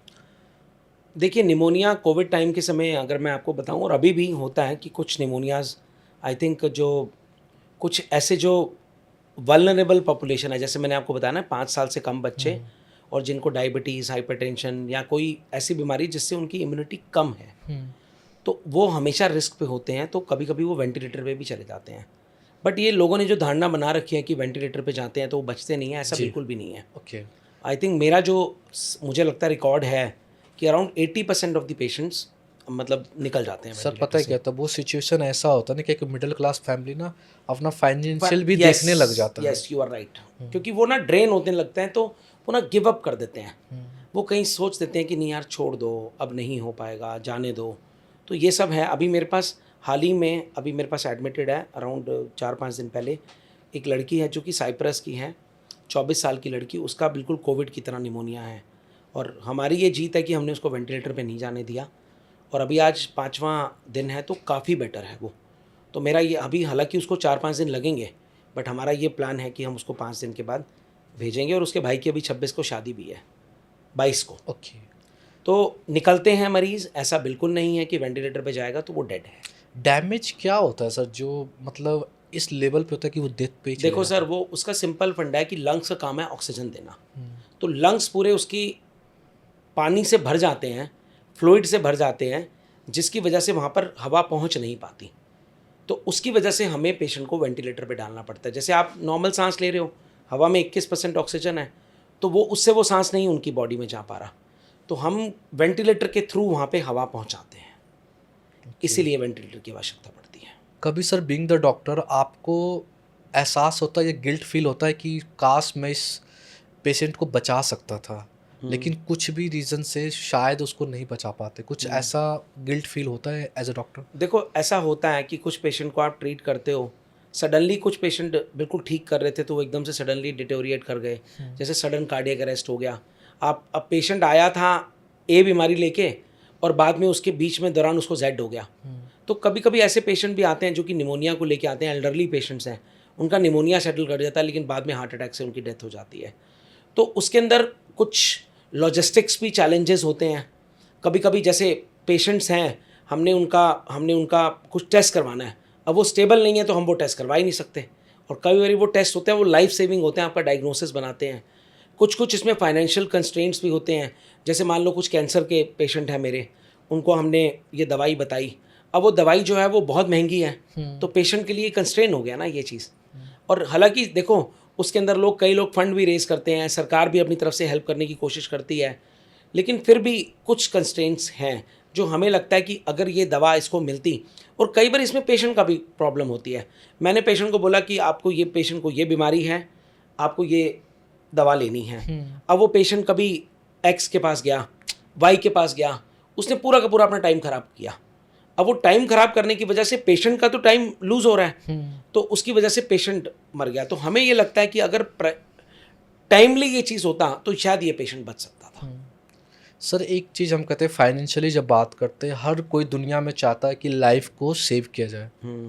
कई बार आपने जैसे अभी कैंसर को मेंशन किया, कैंसर में क्या होता है जब सबको पता है एक 10 करोड़ की दवाई है तो एक मिडिल क्लास फैमिली नहीं अफोर्ड कर सकती। तो क्या जो 10 करोड़ की दवाई या मेडिसिन जो बना रही है कंपनी, उसके पास कुछ ऐसे सोर्सेस नहीं होते कि जो उस टाइप के लोगों को मदद करे डायरेक्टली? देखो कुछ व्यवस्था है सरकार के द्वारा। एक तो कुछ केसेस में मुझे नहीं पता कि इसका टाइम प्रोसेस क्या है, बस क्योंकि कहीं ना कहीं यहाँ पर ना ये भी सिचुएशन आ रही है कि जो पैसे की वैल्यू है वो इंसान से ज़्यादा है। Yes you are right. देखिए इसके अंदर एक तो सरकार हेल्प करती है, कई लोग फंड रेज करते हैं। दूसरा एक तरीका ये कि कुछ ऐसी दवाइयाँ हैं जो कि काफ़ी इफ़ेक्टिव पाई गई हैं लेकिन वो मार्केट में आई नहीं है, उनको ट्रायल्स में डालते हैं। तो कुछ ऐसे पेशेंट होते हैं उनको हम ट्रायल्स में डाल के भी, मैंने भी काफ़ी सारे पेशेंट्स को ट्रायल में डलवाया और एक्चुअली में वो अफोर्ड नहीं कर सकते थे इलाज ना। तो जब हमने ट्रायल्स का मतलब है कि जैसे मान लो कि एक एक्स दवाई आ रही है, उन्होंने देखा कि ये लंग कैंसर में दवाई दी जाती है, उन्होंने जब एक्सपेरिमेंटल स्टेजेस में देखा तो ये इफेक्टिव था। अब उनको एक्चुअली में पेशेंट के ऊपर डेटा प्रूव करना है, तो उन्होंने 20 मरीज़ रख लिए। तो उसका जो भी कॉस्टिंग होता है, टेस्ट वेस्ट करवाना, सब कुछ फ्री ऑफ कॉस्ट होता है। ये एम्स के अंदर भी ट्रायल होते हैं, बड़े बड़े अस्पताल हैं जो पीजीआई चंडीगढ़ जैसे अस्पताल हैं, पीजीआई रोहतक जैसे, तो वहाँ पे ट्रायल्स चलते हैं। और कुछ कंपनी इंडिपेंडेंटली प्राइवेट डॉक्टर के साथ मिलकर भी ट्रायल्स चलाती हैं। जैसे हमारे पास भी क्लिनिक में कुछ आता है, हम ट्रायल्स के तौर पे देते हैं। अब देखो उसमें कुछ साइड इफ़ेक्ट्स भी होते हैं, कुछ मरीज़ों को नुकसान भी होता है, लेकिन जिसकी जान बचती है वो उसको तो उसके लिए तो बहुत बड़ी बात है। तो सर, ये भी मैं एक मोमेंट वो जानना चाहूँगा सर, जिसमें पेशेंट ने अपना मतलब कॉन्फिडेंस खो दिया हो या फैमिली ने भी खो दिया हो कि अब तो शायद कुछ नहीं हो सकता। देखो अगर इस कॉन्फिडेंस की बात करें, सबसे पहले मेरे साथ ही ऐसा हुआ कि जो मेरी मदर है, मेरी मदर काफ़ी 5-6 महीने से काफ़ी प्रॉब्लम में थी। फिर मैंने उनका अपने क्लिनिक पे ही ऑपरेट किया और कुछ ऐसा इन्फेक्शन आया जिसकी अंदर 90% लोगों की डेथ हो जाती है। और एक टाइम पे मुझे भी ऐसा लगा कि शायद ये बच नहीं पाएंगी, और वो भी गिव अप कर चुकी हैं। कॉन्फिडेंस, मैं अपनी सिस्टर से बात करता था, अपने ब्रदर से, कि इनकी क्योंकि खाना पीना छोड़ दिया, बात करना छोड़ दिया, सब कुछ छोड़ दिया, लेकिन वो सारी चीज़ें आपकी जब हुई तो माँ, आज मेरी मदर बहुत बेहतर स्थिति में है, बहुत बेहतर है। तो ये ऐसा लगता है, इवन डॉक्टर्स को भी कई बार लगता है, तो मुझे लगता है कि नहीं, देखो एफर्ट्स आपके ज़रूर होने चाहिए। और हम कई बार ऐसा है कि मरीज़ को मुझे बोलना पड़ता है कि आप अपनी होप नहीं छोड़िए, क्योंकि आपकी होप के साथ ही मेरी होप है। एक बॉन्ड जो कहते हैं ना कनेक्ट हो जाता है कहीं ना कहीं, डॉक्टर का और मरीज का, पेशेंट का है, तो ये ज़्यादा जरूरी, एक म्यूचुअल अंडरस्टैंडिंग भी बन बहुत जाती है। ज़रूरी है। देखो, एक रिलेशन डेवलप होता है। आप जब किसी को ट्रीट करते हैं, आपके पास बार बार आता है, तो आपका ये एक डॉक्टर पेशेंट के रिलेशन से बढ़कर एक, जिसे कहते हैं ह्यूमनली रिलेशन है आपका, एक आपका ह्यूमन का। और वो आपको अलग अलग नाम से पुकारता है। कभी वो आपको भगवान बोलता है, कभी बोलता है कि जीवन रक्षक हैं, कभी कुछ बोलता है। तो और ये दोनों के प्रति एक ड्यूटी होती है कि वो आपको पूरा समर्पित करता है कि आप मुझे जो दवा दोगे, मैं उस दवा को अच्छे से मैं वो करूँगा। तो बड़ा इम्पॉर्टेंट है ये, दोनों के बीच में एक रेपो बिल्डिंग होना और विश्वास होना, क्योंकि विश्वास से ही इलाज जो है वो स्टार्ट होता है और उसी से वो लगता है। Okay. आप जो भी दवा देते हो, वो कुछ देते हो, तो सबसे पहला विश्वास है उसको। आपको लगता है सर कि एक हमें कम्युनिटी बनानी चाहिए जहाँ पर, जैसे जो मैंने पहले पूछा कि फाइनेंशियली इशू के कारण कई बार डेथ हो जाती है, उन लोग अफोर्ड नहीं कर पाते, तो वर्ल्ड वाइड एक कम्युनिटी बना सकते हैं जहाँ पर ऐसे सिचुएशन होगा, इमीडिएट वहाँ पर लोगों का एक मतलब रिस्पॉन्स आए कि हम लोगों को आगे आना चाहिए। क्योंकि जब हम कहते हैं ना, खास करके भारत में हम तो क्या बोलते हैं, सबको एक परिवार मांगते हैं, जिसे विदेश से रह रहे कोई भी, सदैव वसुदैव कुटुंबकम। तो हम लोग जब उस कहते हैं ना रियलिटी से, उस इन्वायरमेंट से, उस कैरेक्टर से हैं, उस संस्कृति से हैं, तो ऐसा नहीं कुछ बना सकते जहाँ पर इस टाइप की हेल्प हो जाए? देखिए सर, मैं हमेशा बोलता हूँ कि कुछ पेशेंट्स की जब डेथ हो जाती है, तो मैं उनको बोलता हूँ कि जो आपकी मेडिसिन बच गई, तो आप इसको मेडिसिन बैंक में डाल। कुछ लोगों ने इनिशिएटिव लिया भी है, भारत के अंदर ऐसे बहुत सारे लोग हैं जो करते हैं। और एक मेडिसिन बैंक की एक होना चाहिए अस्पताल के अंदर, चाहे वो प्राइवेट हैं या सरकारी हैं, और उसके ऊपर चाहे वो नाम लिखें या गुप्त दान के रूप में करें, तो जिस मरीज़ को भी वो ज़रूरत है, तो वो दवाइयाँ उनकी इस्तेमाल हम कर सकते हैं। कुछ लोग जो अफोर्ड नहीं कर पाते, या उनको लग रहा है कि भाई उनका जो वो है, मतलब अब पहले वो अफोर्ड कर पा रहे थे, बाद में अस्पताल में ड्यूरेशन बढ़ गया, जिसकी वजह से उसके एक्सपेंसेस उनके बढ़ गए, तो ये हम कर सकते हैं। अच्छा इनिशिएटिव है, तो मैं आपके माध्यम से लोगों को मैसेज भी देना चाहूँगा। तो आई थिंक हमें भी ये काम करना चाहिए। एक और करेक्शन से, आपने मेडिसिन बोला सर, कई बार ऐसा देखा है कि जैसे आज मैंने 10 पत्ते ले लिए, सपोज किसी के लिए लिया, वो 5 पत्ते मतलब 5 गोलियां उनकी पर्टिकुलर यूज हुई, 5 नहीं यूज हुई, तो वो क्या ऐसा सिस्टम है कि वो रिफंड प्रोसेस हो सकता है? क्योंकि मुझे लगता है ना ये कहीं ना कहीं हर मिडिल क्लास फैमिली में ना पॉकेट पे इफेक्ट करता है। हाँ सर, बिल्कुल रिफंड हो सकता है कि नई ज़रूरत है तो वो रिफंड कर। अब वो कुछ केमिस्ट के ऊपर निर्भर करता है। हाँ, वही कह रहा हूं। मेडिकल स्टोर हैं, कई लोग लेते हैं, कई लोग नहीं लेना चाहिए। आइडियली अगर उनके पास प्रॉपर बिल है तो उनको ले लेना चाहिए। क्योंकि मैंने देखा है सर, कई बार नहीं लेते हैं सर, वो कहते हैं नहीं हम ये बिक चुका है।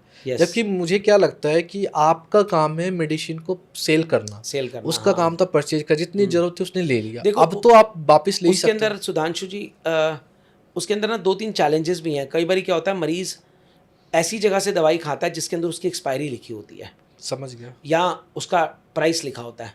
अब मान लो कि मैंने पत्ता खोला, पत्ते के अंदर आखिरी टैबलेट के उसके ऊपर एक्सपायरी थी और मैंने वही टैबलेट खा ली, तो उस केस में वो वापस नहीं करेगा, क्योंकि 5 टैबलेट जब आप यूज़ कर लोगे तो वो एक्सपायरी कैसे किसी को दिखाएगा। तो कुछ उसकी तरफ से भी कुछ चैलेंजेस हैं। तो कह सकते हैं जितने भी हॉस्पिटल्स हैं वहाँ पर एक मेडिसिन बैंक बनाया जाए, जिसमें जिस का मेडिसिन जिस टाइप के बच रहे हैं आप उसमें दे। बट मुझे लगता है कि कम्युनिटी लेवल पे बहुत, द्वारका में बहुत सारी सोसाइटीज़ हैं, बहुत सारी रेजिडेंशियल वेलफेयर एसोसिएशंस हैं, तो आई थिंक उनको एक बैंक बनाना चाहिए। आजकल व्हाट्सएप के थ्रू सब ये वो हो जाता है, सर्कुलेट हो जाता है कि इस मरीज़ को ये दवाई की ज़रूरत है। तो जहाँ पे भी पोर्टर अवेलेबल है, बहुत सारे जिनी हैं, बहुत सारे वो हैं, तो आई थिंक उससे, और वो पेशेंट कोई भी एक्सपेंस हो 200 रुपये उठाने में कोई प्रॉब्लम नहीं होगी अगर उसको दवाई मिल जाए तो। बिल्कुल सर। तो ये बिल्कुल आपके माध्यम से मैं बोलना चाहूँगा कि अगर मेडिसिन बैंक बनता है तो इट्स अ वेरी गुड। क्योंकि सर देखो ना, आज की डेट में हमारे पास एक ये हैंडसेट में आप मतलब कुछ भी कैरी करने की जरूरत नहीं, ना वॉलेट कैरी करना, ना कुछ रखना, बस ये फ़ोन है, मतलब आप कहीं भी ट्रैवल कर सकते हो, कहीं भी जा सकते हो, कुछ भी खा सकते हो। इनफैक्ट मतलब कुछ भी चाहिए ये दे देगा आपको। एक ऐप ऐसा सुविधा आ चुका है। फिर भी आज देखो, अगर पॉलिटिशियंस की ही बात करें, बड़े बड़े पॉलिटिशियन का एक अपना ऐप है, कस्टमर केयर नंबर है, लेकिन ये तो देश के लिए है, देश के लिए और मतलब ह्यूमैनिटी के लिए। हर कोई एंड ऑफ द डे बात इसी के लिए कर रहा है, लेकिन कोई इस पे ना काम नहीं कर रहा। मुझे लग रहा है कि पर्टिकुलर इस चीज़ पे काम किया, क्योंकि मेडिकल कैटेगरी ऐसी सर, मैंने कई घर ऐसे देखे जहाँ पे ना लोग एक जैसे अर्निंग सोर्स होता है एक, अब वो कमाने वाला वो डेथ कर गया, उसके घर में पूरा क्राइसिस आ गया। हाँ, क्राइसिस आ गई, यस। और गांव लेवल पे पता है सर क्या है, एक डॉक्टर के प्रति ना एक मिसकंसेप्शन भी है कि लोग ना सही बिहेव नहीं करते हैं, उनको डांट देते हैं। तो उस टाइप का सिचुएशन आपने भी कुछ फेस किया है क्या? बिल्कुल सर, आई थिंक मैंने ऐसा कभी नहीं फेस किया, क्योंकि मुझे लगता है कि देखो, जो बंदा आपके पास आ रहा है ना वो परेशान है, उसको आपकी ट्रीटमेंट तो चाहिए ही चाहिए, क्योंकि उसी के लिए आया है। ट्रीटमेंट के साथ में ना थोड़ी बहुत आपकी सिंपैथी भी चाहिए, आपकी एम्पैथी भी चाहिए, क्योंकि एम्पैथी का मतलब है कि जब आप उसके जूते पहनोगे, जब उसके शूज़ में जाओगे तो आपको कैसा फील होगा।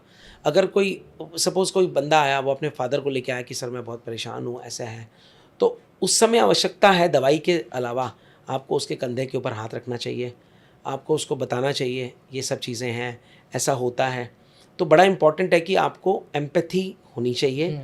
अब एम्पैथी होने से आप एक अच्छे डॉक्टर के साथ में एक अच्छे इंसान भी बनते हैं। सर डॉक्टर्स में तो ऑनेस्टली मैं ऐसा कभी केस नहीं देखा हूँ जहाँ पर होता है, पर ठीक है, मेरे एक्चुअली एक क्लोज फ्रेंड ने ये क्वेश्चन दिया था, इसलिए मैंने पूछा, जब बताया मैंने उसको कैसे, क्योंकि ना कई बार होता है ना, वो इस चक्कर में ना डॉक्टर से खुल के बोल नहीं पाते हैं। हाँ, तो अब ऑब्वियसली आप कह रहे हो जब तक आप प्रॉब्लम नहीं बताओ उसका सोल्यूशन कैसे निकलेगा, नहीं मिलेगा। हाँ, इसीलिए मैंने ये पूछा था। एक होता है जो एंगर जो होता है, एक फैमिली की तरफ से भी एंगर देखने को मिलता है सब डॉक्टर्स के लिए, जैसे लाइक एक्सपेक्ट कर रहा था कि आज आप ठीक कर दोगे, डिस्चार्ज कर देते हो, कुछ ऐसा भी आपने कुछ फेस किया जहाँ पे नहीं, मैंने फैमिली तरफ से मतलब गुस्सा देखा होगा आपने? सर मैंने फॉर्चुनेटली ये सब चीज़ें नहीं फेस की, क्योंकि उसका जो रीज़न था कि आपको, मैं जब भी मरीज़ मेरे अंदर एडमिट होता है तो सबसे पहले मैं आई मेक श्योर कि मैं उससे रिलेटिव से मिलूँ, सब लोगों से बात करूँ और उनको बताऊँ। जो मतलब अगर मैं बोलूँ कि मॉर्निंग इवनिंग अगर मैं राउंड लेता हूँ तो मैं उनको स्थिति के बारे में उनको बताऊँ कि अब ये पैरामीटर्स में ये इम्प्रूवमेंट है। तो आपका बड़ा व्यवहार और आपका जो बात करना, उनसे काउंसलिंग करना, it is very important and it is the part of our profession. हम जो ट्रीट करते हैं ये उसका पार्ट है, क्योंकि उसके मन में सवाल होंगे, वो लेमैन है, पढ़ा, वो डॉक्टर नहीं है, तो हमें उसी की भाषा के अंदर उसी के तरह से उसको जवाब देना चाहिए। बिल्कुल सर, एक्चुअली मेरी टीम ने एक रैपिड फायर आपके लिए तैयार किया था, तो मैं चाहता हूँ उसका जवाब दो। One habit everyone should adopt for better lung health. देखिए सर, सबसे पहले तो आपको स्मोकिंग नहीं करनी, और दूसरा जो एक हैबिट डेवलप करनी है वो है कि make sure you do any physical activity, चाहे वो वॉकिंग कीजिए, चाहे वो रनिंग कीजिए, चाहे कोई भी स्पोर्ट्स आप करिए, ये जरूर करिए। और ये हर एज ग्रुप के लिए? हर एज ग्रुप के लिए, male female everyone? Yes. Okay. Biggest myth about sleep you wish people would stop believing? Sir biggest जो मिथ है स्लीप के बारे में वो ये है कि जो लोग हैं जिनको 8 घंटे की स्लीप चाहिए होती है, उनको ऐसा लगता है कि मैं सुबह अगर 8 बजे सोऊंगा और सुबह 8 बजे से लेकर दोपहर को 3-4 बजे तक सोऊंगा तो ये 8 घंटे मेरे लिए पूरे हो गए। ये बिगेस्ट मिथ है। सबसे इम्पॉर्टेंट ये है कि स्लीप का टाइम भी इम्पॉर्टेंट है, क्योंकि सूरज भगवान जो हैं वो तो अपने टाइम पे आएंगे, अपने टाइम पे जाएंगे, तो आपकी जो इंटरनल क्लॉक है वो एक्सटर्नल क्लॉक के साथ में मिलनी चाहिए। तो इसीलिए रात्रि ही सोने का वक्त है। जब भी आप 10 बजे या 11 बजे सोते हैं तो उसी समय आपको सोना है। क्योंकि मैंने देखा ना कई बार नाइट शिफ्ट में डॉक्टर होते तो वो आंखों के नीचे डार्क सर्कल बन जाता है। हाँ, यही रीज़न रहता है सर? यही नहीं, देखो सर, डार्क सर्कल मुझे लगता है डॉक्टर्स पढ़ाई बहुत करते हैं, बहुत लेट तक जगना होता है, प्लस हमारे जो आवर्स होते हैं, कई बार रात को मुझे 2 बजे 3 बजे जाना पड़ता है, तो मुझे लगता है कि अपनी लुक्स से ज़्यादा हम लोग अपने पेशेंट को बचाने के अंदर हमारा ध्यान होता है, तो शायद मुझे लगता है कि उसमें वो आपकी जो चीज़ें हैं वो नज़रअंदाज होती हैं। मुझे लगता है सर डॉक्टर, टीचर और कुछ साइंटिस्ट कह सकते हैं, इनको मुझे लगता है जब तक लाइफ होती तब तक पढ़ते रहते हैं कुछ ना बिल्कुल कुछ। पढ़ते रहते हैं सर। अब बॉलीवुड एक्टर देख लो, अब उसके बारे में बात करते हैं, अनिल कपूर के बारे में। वो कहते हैं कि वो तो बुढ़ा ही नहीं होता, हाँ बुढ़ा ही नहीं होता। देखो उनका part of the profession sir, है, बिल्कुल सर। वो पार्ट ऑफ प्रोफेशन हम है। 32 साल के उनके सामने सलमान हाँ, तो हमें लगता है, मुझे ऐसा लगता है कि इट इज़ वेरी इंपॉर्टेंट कि आपका जो प्रोफेशन है उसके प्रति आपकी रिस्पॉन्सिबिलिटी क्या है, बाकी सब सेकेंडरी है। ओके, एक और है, योर गो टू रूटीन। ये क्या है यार? Your go to routine for a healthy night sleep. Sir healthy night sleep के लिए गो टू रूटीन ये है कि मैं 3 बजे के बाद चाय नहीं पीता इवनिंग, या कॉफ़ी नहीं पीता, ठीक है। क्योंकि वो नींद को डिस्टर्ब करता है। ओके, उसके बाद गर्मियों के अंदर मैं रात को कोल्ड शावर लेके सोता हूँ, क्योंकि वो आपकी नींद को प्रमोट करता है। सर मुझे लगता है सुबह भी लोग गर्म पानी से नहाते हैं, रात को तो आप भूल ही जाओ। लेकिन सर्दियों में वो थोड़ा मुश्किल होता है, लेकिन गर्मियों में तो easily सर्दी कर में आप सकते भी हो। गर्म पानी Yes. से ही नहाते हैं। और आई थिंक आपको 8 बजे के बाद मोबाइल का इस्तेमाल नहीं करना चाहिए। परिवार के साथ बात करें, लिसन टू द म्यूजिक, अपने परिवार को टाइम दें, तो वो बड़ा इंपॉर्टेंट है आप आपको। सुनील छेत्री जी को जानते हैं सर? फुटबॉलर जो अपने इंडिया के हाँ हैं। हाँ हाँ, उन्होंने कहा था कि ठंडे पानी से ही नहाना चाहिए, जितनी भी ठंड हो। टिश्यू बिल्कुल पे सही बोला। अच्छा असर होता है, मरोगे नहीं आप, ये बिल्कुल गारंटी बिल्कुल है। सही बोला। लेकिन कोई मानता ही कहाँ है? मानते ही नहीं है, मेरे घर बिल्कुल। में मेरी वाइफ खुद गर्म पानी कर करके नहाती है।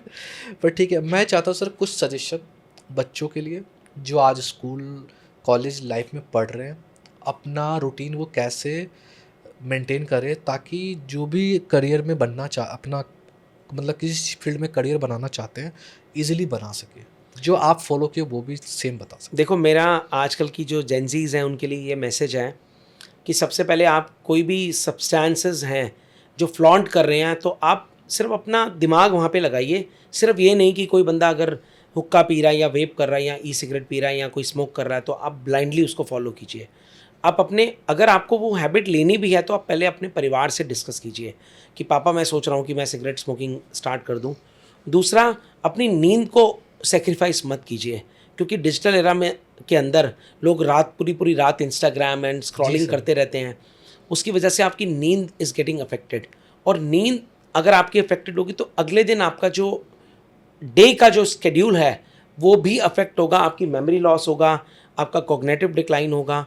और बाकी अपने गोल पे बने रहिए, अपने परिवार के साथ बात कीजिए, मित्रों के साथ, अपने संधियों के साथ में या अपने दोस्तों के साथ में बात करिए। और अगर आप कोई सब्सटेंस अब्यूज़ करते भी हैं तो भी अपने पेरेंट्स से, अपने रिलेटिव से डिस्कस कीजिए, क्योंकि वही आपको इस चीज़ से निकाल सकते हैं। और एक दो सर लंग्स के लिए हेल्दी एक्सरसाइज कुछ बता दो। एक्सरसाइज आपको अनुलोम विलोम कर सकते हो, आप भस्त्रिका प्राणायाम कर सकते हो, आप प्लांट्स, आपकी जो नेचुरल एयर प्योरीफायर जो मैंने बोला है कि स्नेक प्लांट है, रबड़ प्लांट है, पीस लिली है, उसके बाद पाम है, ये सब आप अपने घर में रख सकते हो। और किसी भी फॉर्म में आप एक्सरसाइज करते हो, किसी भी फॉर्म में, वो आपके लंग्स को हेल्दी रखता है। और please don't smoke. Thank you so much sir आने के लिए, इतना अच्छा वैल्यूबल कंटेंट देने के लिए। क्योंकि मेरे हिसाब से जिस जगह पे हम लोग रह रहे हैं ना, हर घर में कोई ना कोई ये फेस कर रहा है सर, लंग से प्रॉब्लम इशू हर कोई फेस कर रहा हर है, कोई face हर एज ग्रुप में कर रहा है। क्योंकि कई बार होता है ना, आप जानते या ना जानते हुए मतलब सॉरी चाहते हुए ना चाहते हुए बाहर जाना पड़ता है आपको जॉब करने के लिए, कुछ सामान के लिए, तो कहीं ना कहीं उस एनवायरनमेंट में जाते हैं और वो इनहेल करते हैं। और सबसे मजे की बात है, सबको पता है कि हमें पौधे लगाना चाहिए, लेकिन फिर भी हम नहीं लगाते। हाँ। तो thank you so much sir आने के लिए। आज का कंटेंट मेरे हिसाब से स्टूडेंट के लिए और जो दिल्ली के लिए स्पेशली उन सब के लिए अच्छा होगा। एक वैल्यूबल कंटेंट मिल गया होगा उनको कि स्मोक एटलीस्ट ना करें, इन्वायरमेंट को प्योर रखें। प्योर रखिए। ठीक है, थैंक यू।